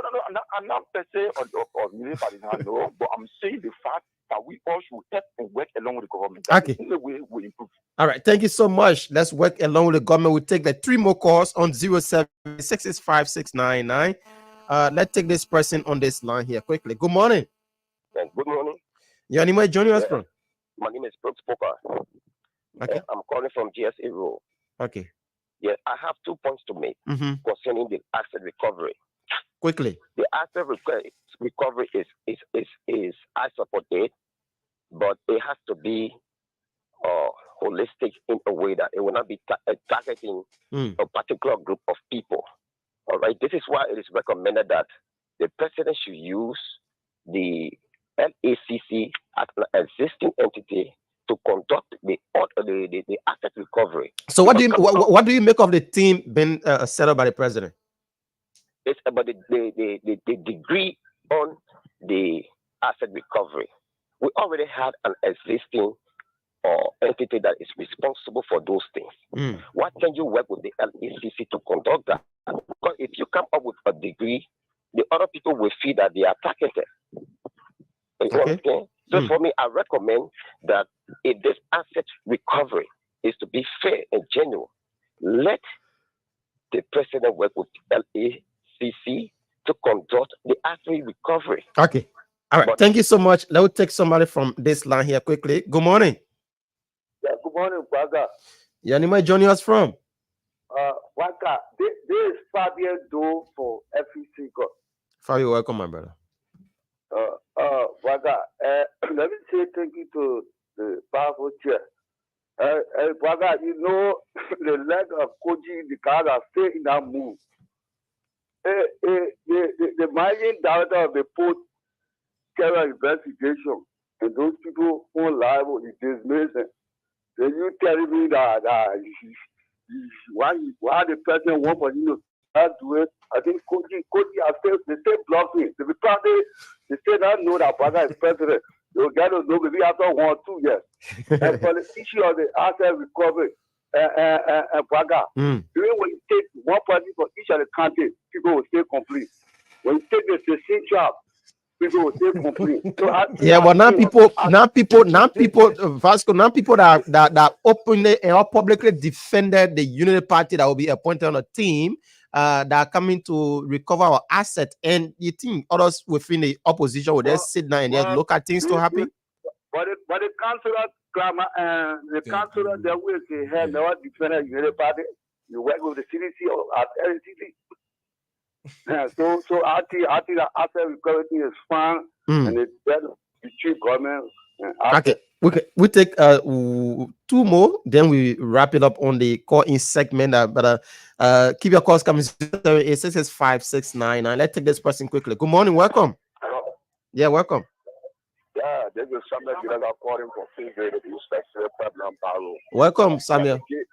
Let me give very big thanks to the chair in Studio Dello. Let me tell you, my brother, this identical government that will fought for in the tourism water, you will never and ever allow a one man who is called Jefferson Koji to be the monopoly of violence. You will never allow him to destroy the So when they make a violent, you come violent too, eh? So listen to me, that one will get the law with us, sue the law with us, sue the law with us, and talk people. We are responsible people. But we not allow Jefferson Koji to make statement that will go against the government. This is why he did.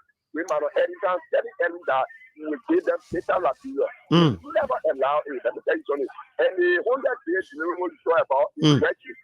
For one part, we started counting for the 22nd when the very day Joe Biden was there. So are you trying to tell me that you will start checking for me? No. So as far as concerned, the day the president was inaugurated, no car has ever struck in the bus. So you generally, but we stay in dry season, my man. We stay in dry season. So how you expect? Then you people should have waited your start inauguration for April. Well, look, problem. I beg you, man. Let's take another caller here quickly. The last call. Then we cross over to the chair. 0778 665 699. Man, you didn't party minute. Let's take this person. Good morning. Welcome. Good morning. How you doing? Doing pretty well. Your name, where you joining us from?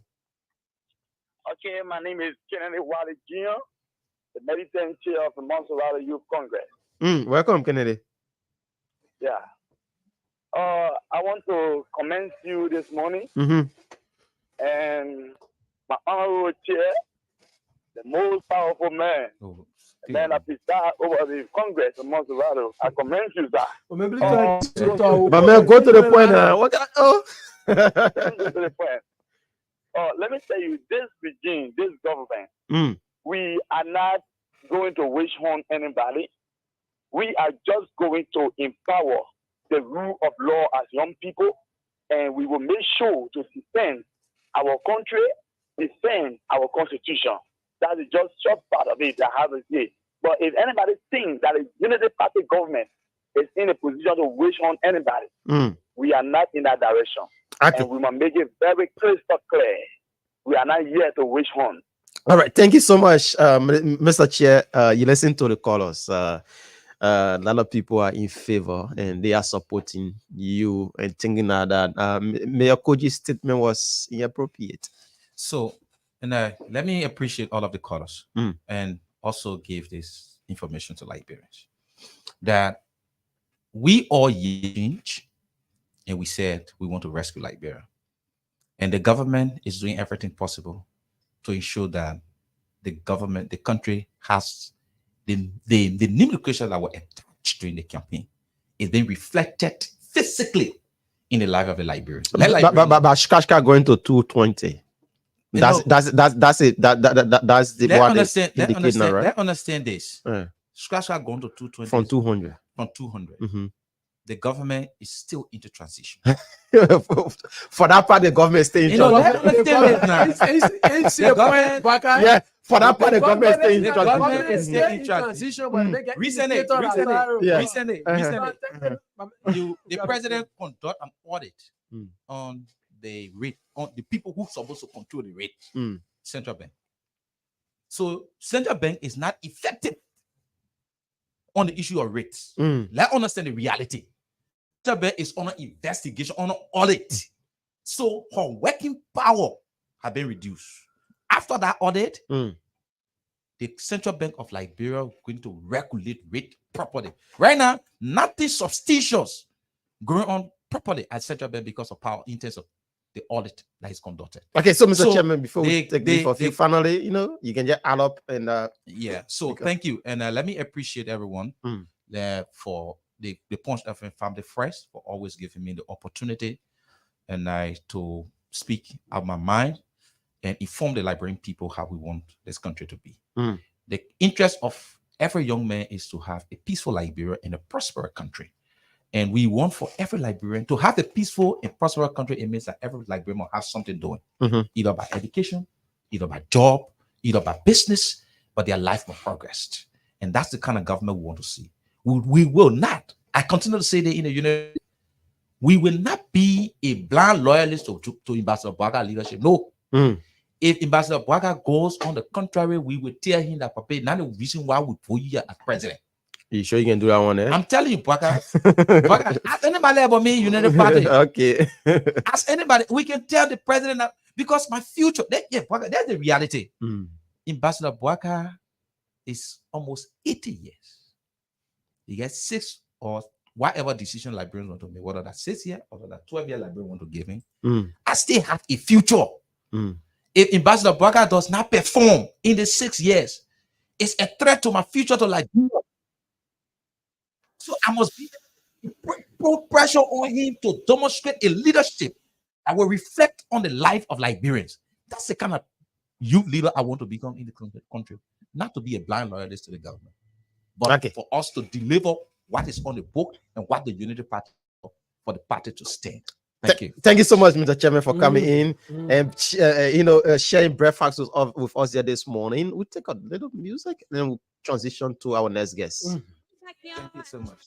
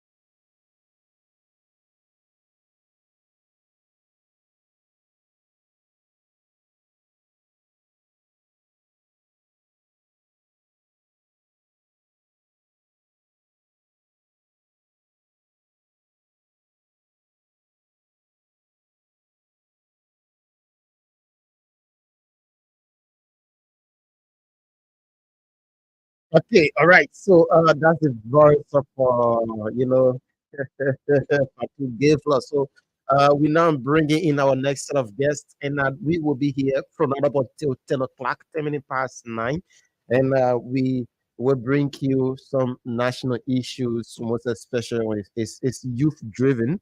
So we have of course live in our studio. So we're trying to just get everything. There's a deputy minister, the Ministry of Youth and Sports, Larima S. Youngton. Larima is here with us this morning to discuss youth affairs of our country, most especially how far they are and what he's planning from the Tibet of Liberia. So we now have Larima live in our studio. We will have much time. Let me just cross the voice and welcome the Deputy Minister. Mr. Minister, welcome to the show. Thank you. but why you laughing at it for? Like you know, Mr. Minister. No, it's a pleasure being here. Thank you. It's been a long time since the last year. How you doing? I'm doing pretty well. Welcome to the Punch Breakfast Show. Well, making my DV feel. Okay, so let's go straight into business with no wasting of time. How is the Ministry of Youth and Sports? Well, the ministry is good. We want to congratulate Minister Paul Bangali for his leadership. He has managed to put a team together to his recommendation to the president of the area, His Excellency Joseph B. Mbaka. And it is a relatively young team. A relatively young team. Since you guys took over, because a lot of institutions took over with huge challenges at every institution of Liberia. How is the Ministry of Youth and Sports? Well, it's the same at the Ministry of Youth and Sports. Overcrowded of the payroll. There's really nothing happening as far as that. The minister has instructed the Internet Audit Agency, there's people in the ministry that will audit them from their side. So we started our own process of peer review, and that process is ongoing. Even with TVET, we're experiencing not only the overall payroll, which I requested from the HR and the working along with Internet Audit, but also the disparity in inequity that exists within the field as far as salary structure and the lack of standardized ensuring verification process and a lot more. You find people at different levels who have bachelor's degree but holding lower level position and people with just high school graduate certificate, directors and assistant directors. We're looking to changing that. You mean that exists at the Ministry of Youth and Sports? Yes, particularly in TVS, based on our initial. It is important to kickstart this conversation, Buakai. Let's take apart a bit your predecessor Malaya Sharif served that position. In terms of the turning overload, I believe there was a turning overload, particularly with TVET. You want to perhaps give us a summary of some of the prospects that under his leadership that was achievable, and also the challenges, therefore, what were you going to build on to deliver a better TVET? So I just like to register this clarity. So the deputy minister for youth and the deputy minister for TVET was Mr. DW and Okay. Malaya was the assistant. Okay. Yeah. So my immediate predecessor was DW. But as far as prospect, TVET as a sector has a potential to help Liberia's struggling economy by creating jobs and also ending the cycle of dependency among a lot of young people if we are to use workforce development as a pipeline for changing the attitude and encouraging and empowering our young people to see TVET as a destination. A lot of donors have been involved with the sector. We pay particular homage to UNESCO, UNIDO, the European Union, even the Swedish government, the Swedish embassy, and a whole host of other partners that have really been involved with the sector over the last decade, reaching from the formulation of the national TVET, policy document. We're now on the second phase of that, which is looking towards taking TVET to a whole new arena on competence-based learning as opposed to just basic learning. And what that means is that people who go to places like BDOTC or NBTC will do more than 80% of the practice as opposed to theory. So there are great prospects for the sector, as far as but there are many challenges. Under the Ministry of Youth and Sports, we have 6 institutions, TVET institutions that have been supervised. A third of that number are currently done.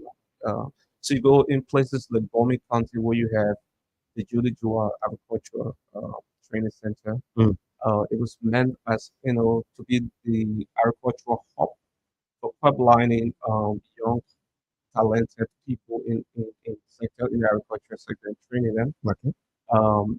That place is dormant. It's been dormant for quite a few years now. The same with the Clay Agricultural Vocational Training Center. In fact, the president instituted the task force on drugs, which the Ministry of Youth and Sports is sharing. They are looking to using one of those centers in Bomi County and the one in Bentor, the Youth Agricultural Training Center, which is also dormant as well, as rehabilitation hubs, for our IX youth. We think that this is laudable, but this should be only short term because we are looking at returning all of these sectors to this regional intent that we created for. So that's one of the challenges. Another challenge is funding. Government always have this, no money kind of thing. Yeah. So it has been challenging to support all of these centers. But also we can see prospect from that, right? If we are able to reimagine TVET, if we are able to have a sustained, financial mechanism that we can put in, TVET can generate close to $1 million to 1 to 2 million in the next 5 to 10 years, just by operationalizing different workshops based on 3 areas, by ensuring that we have those production units. And I'll give a practical example of that. So people who are doing mechanic at NTTC, for example, there's a great influx of people who register and sign up for that program. We want to ensure that they are not just passing through, right? We set up a mechanic production hub where you have them not just doing the practical, but also are able to attract customers from outside who can bring their vehicles, right? We can partner with other ministries, for example, youth in school to begin with. All the government cars assigned to me that you can do the servicing at that workshop. That will begin to create, a kind of income that is providing at least some form of income for those students, but as well, we'll be able to sustain the center, not just looking, up to government for those. So we want to move in that direction, for the next 1, 2 to 3 years. We want to start to build up these different workshops based on trade areas that have been validated and accepted by the government of Liberia. Wow, that's a huge, huge tax on your hand as and working with youth is something that is very difficult.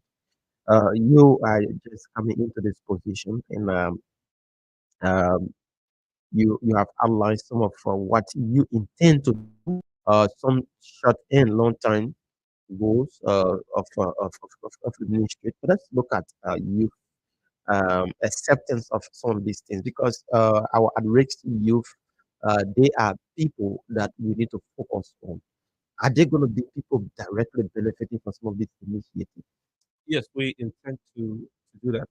And the average youth is the single largest segment of the population of young people that we deal with on a TV. We have a serious concern because the issue of average youth is a national concern. It's a national emergency, I would say. And so we want to really focus on that. I was chairing the first stakeholder meeting since I took over, and through the approval of the expert chair. And I told them that it's not just about taking a young man from West Point, for example, and sending him to MPDC or PDOTC. That approach, that model, we have tried, and it has not worked.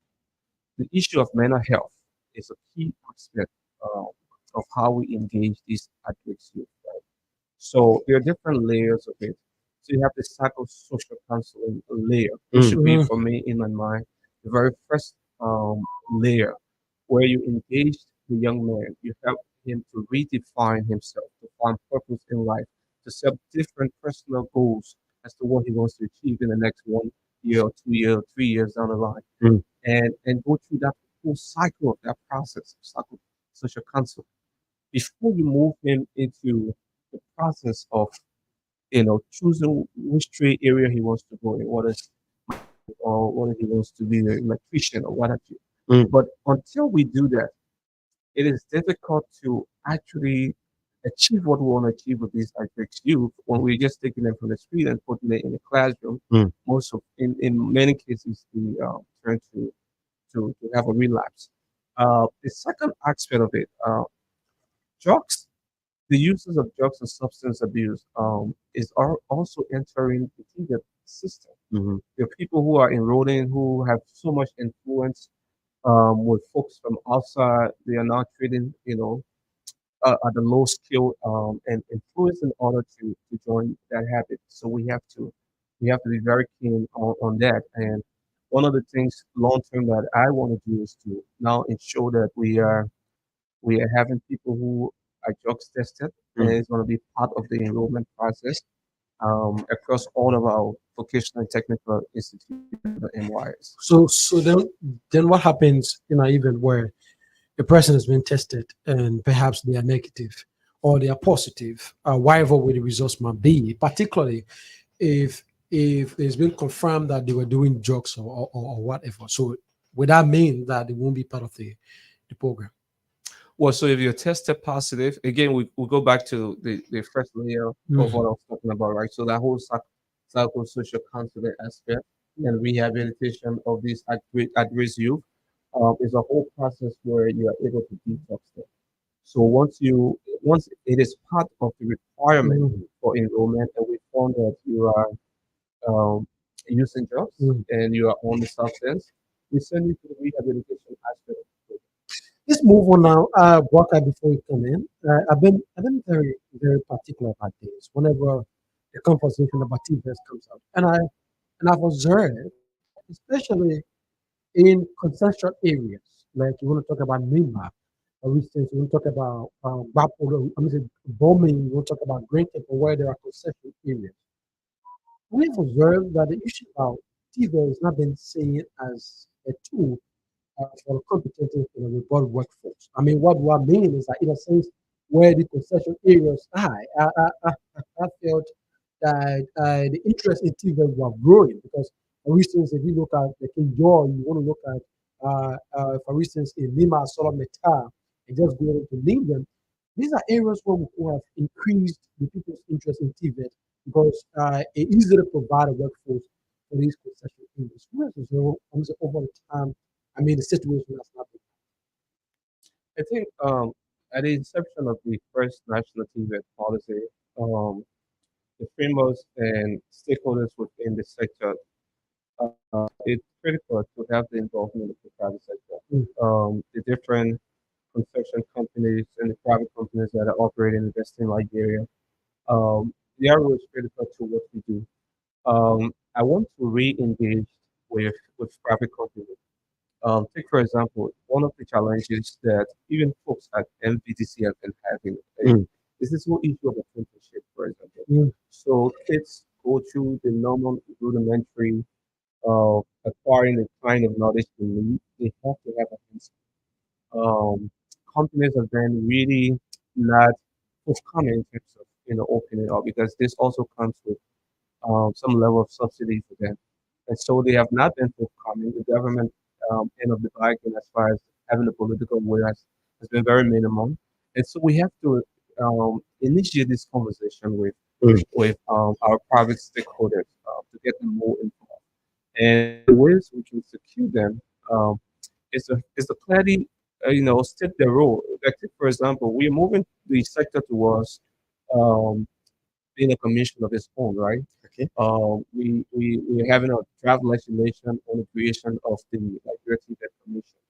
What is the role of the private sector in that, private stakeholders in that? So we have to, engage them. It's something that I'm looking forward to doing. There is a planned meeting by the RECD that is looking to bring in all concession company, all businesses together in the coming months. I'm excited about that because I think it is the beginning of the process of engaging them and seeing them and having them to just relook in terms of how they engage TVET and to promote the interest of the locals in a different area. Okay, so let me ask you this question. There were a lot of loopholes on the former administration, most especially when it comes to TVET. Have you started knocking on doors of other non-governmental organizations to come in support of the ministry and most especially your department? If yes, what have been some of their response lately? No, I quite honestly have not started knocking on doors. What I'm formulating what I call the 2024 work plan. That will guide us in the implementation of the TVET strategy. The TVET strategy is a huge, voluminous document that is captured in the national TVET policy. But we want to have a focus for the first year, our first year in office. And once we're done with that 2024 work action, we are hoping that we can have it presented to the national legislature, particularly the Senate Committee on Youth and Sports. As you know, the draft budget is already around TVET. It's funded. So we want to begin knocking those not from outside but from within, where we can have governments to demonstrate that they have to put it towards the best sector that we care. Okay, that's the voice of the Deputy Minister for TVET at the Ministry of Youth and Sports, Mr. Larimer S. Youngton. He's here sharing breakfast with us this morning on the Punch Breakfast Show. And later on, we'll be opening the phone lines wherein you can be a part of the conversation. We'll open the phone lines shortly, then you can be a part of this. Larimer, the work counties. Your sector is focused mostly on youth, and most of our brothers and sisters are in a rural area of Liberia. How soon can we say that they will start benefiting from some of the initiatives like you are outlining here? I think they have already started. There is this Youth Rising project that is implemented in Lino and is sponsored partly with the European Union and other partners. Um, the Youth Rising project came from the backdrop of understanding that the government capacity is low in terms of um, how we distribute TVET services across the country.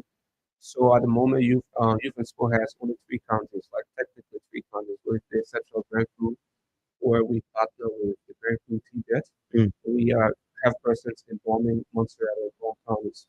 And so the Youth Rising project, donors and partners again agree that there is a need to have the presence of TVET and the distribution, the equitable distribution of TVET services across the country. So they came up with this project. They initially targeted six counties. So on top of the three already that we have presence that now, and then that project ended in 2023 December. But it was funded for an extension. So there's currently an assessment going on in Plaza County, where we are trying to revamp and operationalize the road maintenance technical center there. There's another assessment going on in Sonic Police. So at the end of December, by the end of December 2025, we're hoping that through the work of our partners and the Youth Rising Project Phase 2, we should have had presence in all of the 15 counties. Let's examine your relationship with other government ministries and agencies, particularly the Ministry of Education, in terms of the working collaboration. Well, so as it stands, there should be an assistant minister for TVET, a minister of education that President Baga has not nominated anyone. So it's a little challenging and slow at the moment because we will need someone in that role that we I definitely going to live with that office to partner on a lot of things. But so far, everything is been channeled through the Minister of Education. Okay. They're in a slow pace. She's very new to the environment and she's trying to settle. And so we're looking to see the potential that the partnership with the Ministry of Education brings. Okay, and Barker, before we come in, it is important as well we mentioned this thing. Over the years, we have observed that part of the reasons why our curriculum partnership, we have seen both the Ministry of Education, that of the Ministry of Youth and Sports, is the department, have collaborated over the years, have structures, 301, sent out the country in different African countries for studies, and some of them have returned. And the services. I was reading through a document, and I realized that in that document it says that there are estimated 25 to 27 students to or aspect or TVET instructor. So which means that there is an increasing demand for more TVET instructors. If we were to hold that statistics constant. So it shows that the Ministry of Youth and Sports on your watch show, on your guidance as well. Part of that, you have to work to ensure you expand that process so as to have more teachers taken out the country for further studies in Ghana. I agree with you. I agree with you. So there is this TVET training center for research and innovation. It has been housed by the Boca Washington Institute, where we send some of the cream de la cream best there for training, and that is on the local.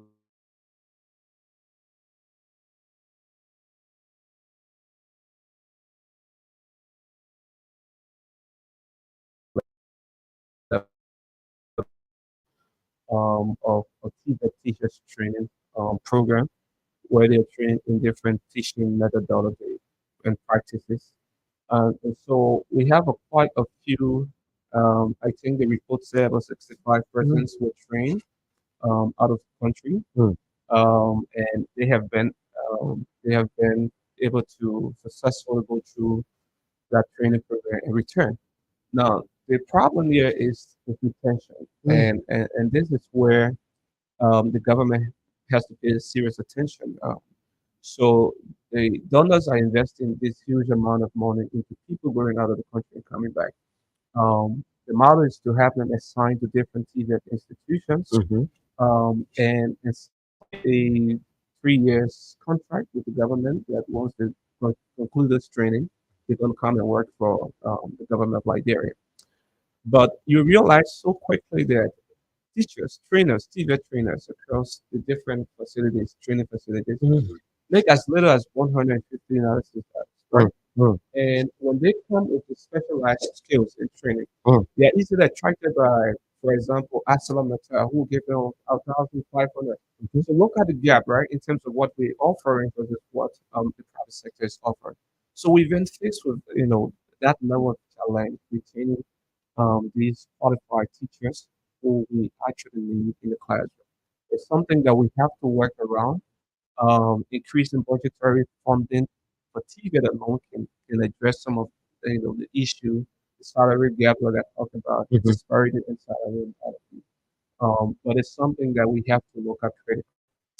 Okay, it's something that we have to look at critically. The voice of Deputy Minister for TVET at the Ministry of Youth and Sports, Larama Yanton, is having breakfast with us here this morning on the Punch Breakfast Show. So now the phone lines are open. Call us on 0778 665 699, 0778 665 699, or 0880 561 644, 0880 561 644, and you'll be live with us this morning on the Punch Breakfast Show. You want to?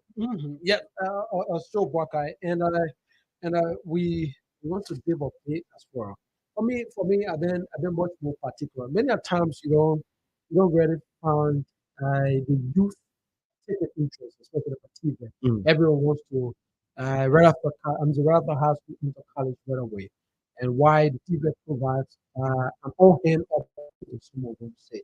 Let us look at across. I believe you have the statistics from the various TV institutions in terms of female participation. How is that? I mean, in the different programs. Generally, it's low, and it has come up in our many conversation. Because we're working with some key women organizations to find a creative way to which we can come up with a program that can attract more women and girls into TVET. Our partner, particularly the European Union, is working to sponsor that. It's about mainstreaming, girls into TVET. Part of the reason is due to the negative reaction that that the sector has been involved for a long time. So generally, people who take the TVET route are people who are supposed to be failure in life. It's nothing doing for them, or they're supposed to be at Rakes or Zoko, So it is the mindset that society has labored TVET way for a long time that discourages people, especially women and girls, from taking that route. So one of the ways I think we can break that is by increasing the awareness around TVET, and that's the joining in the mission I'm on right now, engaging different radio platforms, but also having people who are familiar faces to come up and tell us, I'm TVET, I'm so proud of this sector, regardless of what you've been through the ranks and file on that, but we're coming up with different changes, we're coming up with different messages. It appears a long-term plan that perhaps will be achievable in the next 1 or 2 years. I don't see it as a long-term plan. I see it as something that we're going to roll out very, very soon, maybe in the next 6 months. It is of particular interest to us. We're capturing it in our 2024 action plan. So it's going to fall within the period of our it's good that we get to know all of these things, but I want to believe the issue of stereotyping as well and major challenges for which we observe a very low rate. Both, you want to talk about males and females, sometimes people character plays it. When you go off in a TVET institution, it means that you don't want to be successful in life. Maybe you just want to do it for him to. The ability to transform, to change that entire that mindset of population is a very huge task. Is extremely challenging. So one is asking, I mean, do you have the planes already? Do you have, I mean, the planes on hand that you're going to move from the railway to the other city? Well, stereotypes on TV has been built over many, many years. It's not something that I'm going to just move by tomorrow. But I know we will take concerted effort. I want to see TVET as a national embrace, where you, as a journalist, can talk and passionately talk to TVET, even if I don't appear. I want to see market women who have children in high school, encouraging them to go TVET after they graduate from high school. There are a whole host of different population of young people that we can target. Once we disactivate them, and we've done it at that level, to begin to message, design and craft messaging based on the different population of different people. There are young people who, for example, they just dropped out of high school, they can go back to high school, right? They need different kind of messaging, different kind of engagement, right? And that kind of engagement will make them to open up and tell us, why they're not looking at TV, as a way of redirecting the life, right? Different from the American people, different from the women.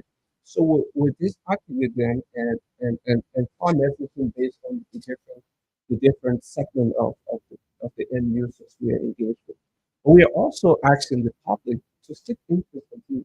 We want to take TV to our communities, to different countries. We have TV messaging in different vernacular. We're also looking to have the TV hour once we finalize the arrangement with. Hopefully, maybe we can have points to relay as we have. So these are beautiful things because it will reimagine TV in a way. How do you hope to how exactly do you hope to incorporate high school students as well? Because they too must be, I mean, part of this plan that you want to perhaps the high school students, you want to engage a conversation or bring out a conversation with them so they can have an interest after high school. It is important while I have a dream for college. I can also do my 9 months, my 1 year, 6 month program, what I sustain on a college. I mean, and a lot of people don't know you don't have to graduate from high school before going to MPTC.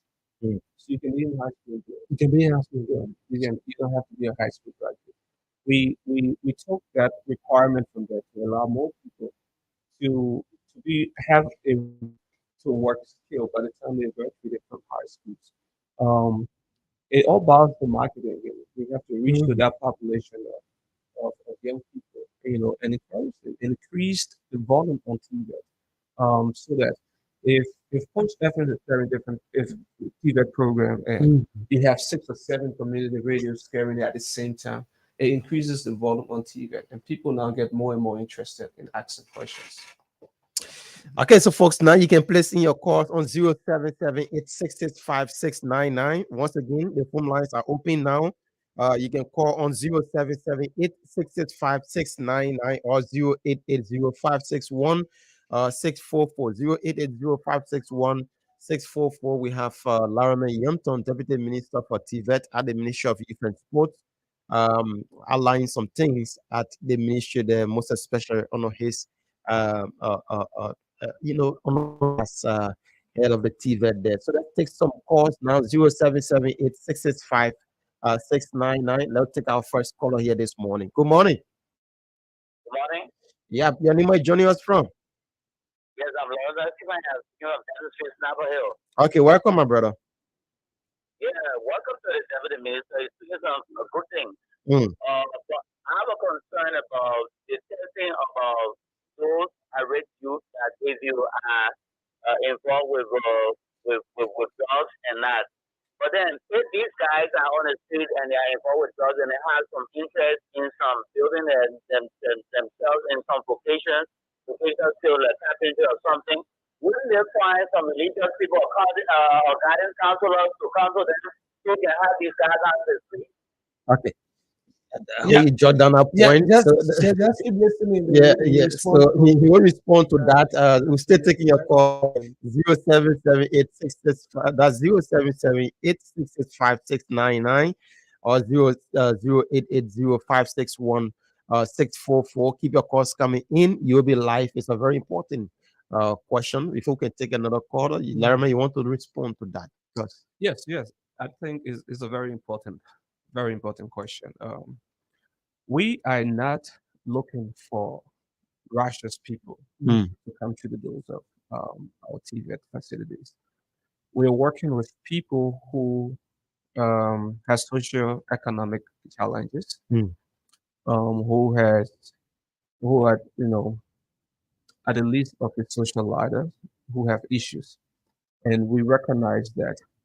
Um, I spoke of the different layers of how we are going to engage Mhm. our TVET beneficiaries and learners. And one of it is to take serious psychosocial counseling, which is the first step, and then the rehabilitation aspect of it. Mm. We are going to work closely with the Swedish government, the Swedish embassy here in Monrovia, to to to devise a program, and we already started working. It's in the pipeline. That will not just focus on increasing enrollment at these different institutions, but people that we are pipelining to are Mm. able to go through the psychosocial counseling aspect, the rehabilitation aspect. So we are assuming that those who are majority of those who are at risk youth are already involved with drugs and substance usage. So yeah, we have that into consideration.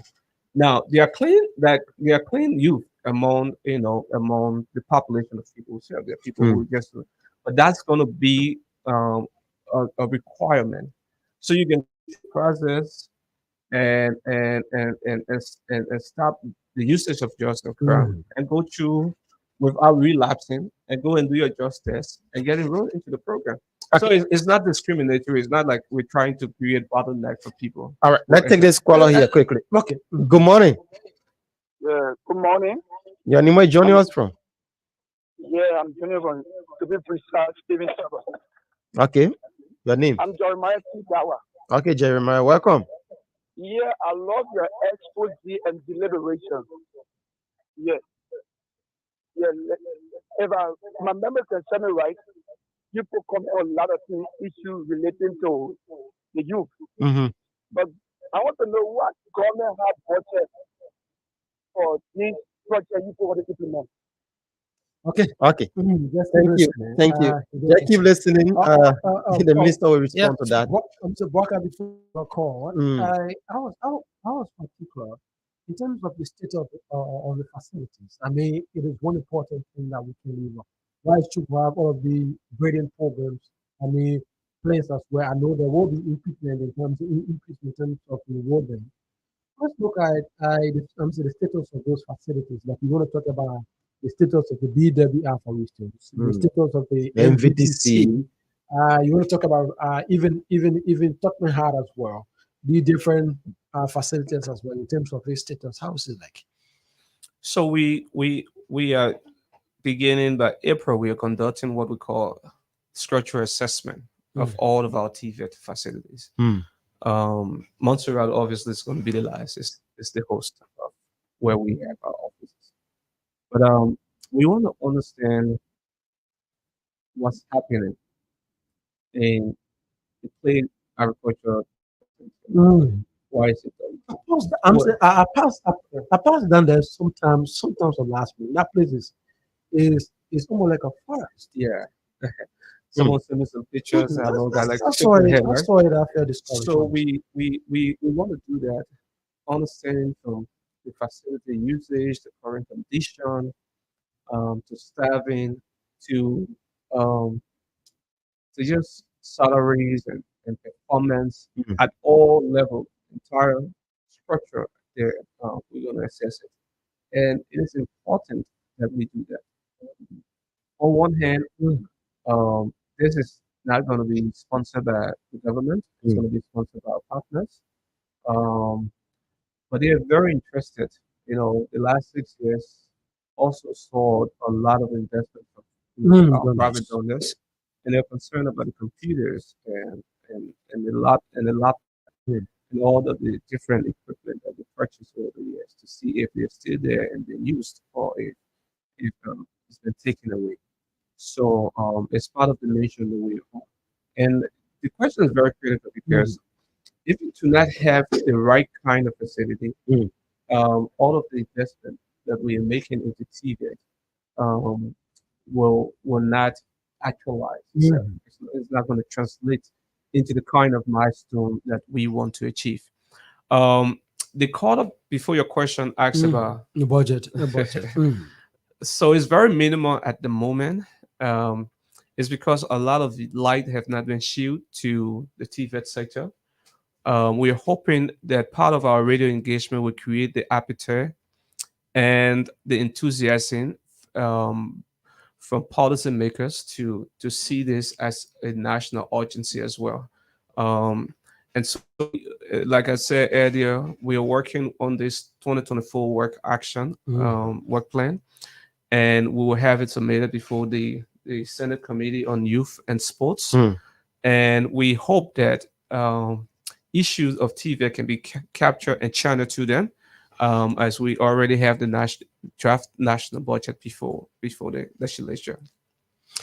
Okay, so you listen, we still taking your calls on 0778 665 699, 0778 665 699, 0880 561 644. So in simple term, the message, you don't need to be high school graduate before you go do technical. They think we're talking about a technical thing. You want to be carpenter, you want to be mechanic man, you want to be day one, you want to be plumber. Like the thing we're talking here. Yeah. So let me just we hear TVET, all the TVET thing here talking that when you want to be the government aspect of how the government will help you to be carpenter. How they will help you to be mechanic man. I think Boy gotta hire you to be one of the. I'm telling you. Very, very simplified. but that's a simple way now. Probably somebody sitting outside the radio say, but what a minute talking about TVET whole day. Yeah, you'll be carpenter, the government will help you. The government, yeah.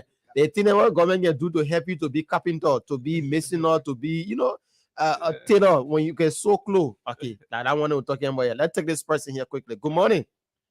Good morning, sir. Your name, where you joining us from? Yeah, I am James M.K. Colette calling you from Brazil, but around the Agape community. Okay, welcome. Yeah. Okay, thank you very much. But I'm also farming too in Jene, in Bomi County. Yeah, a master farmer.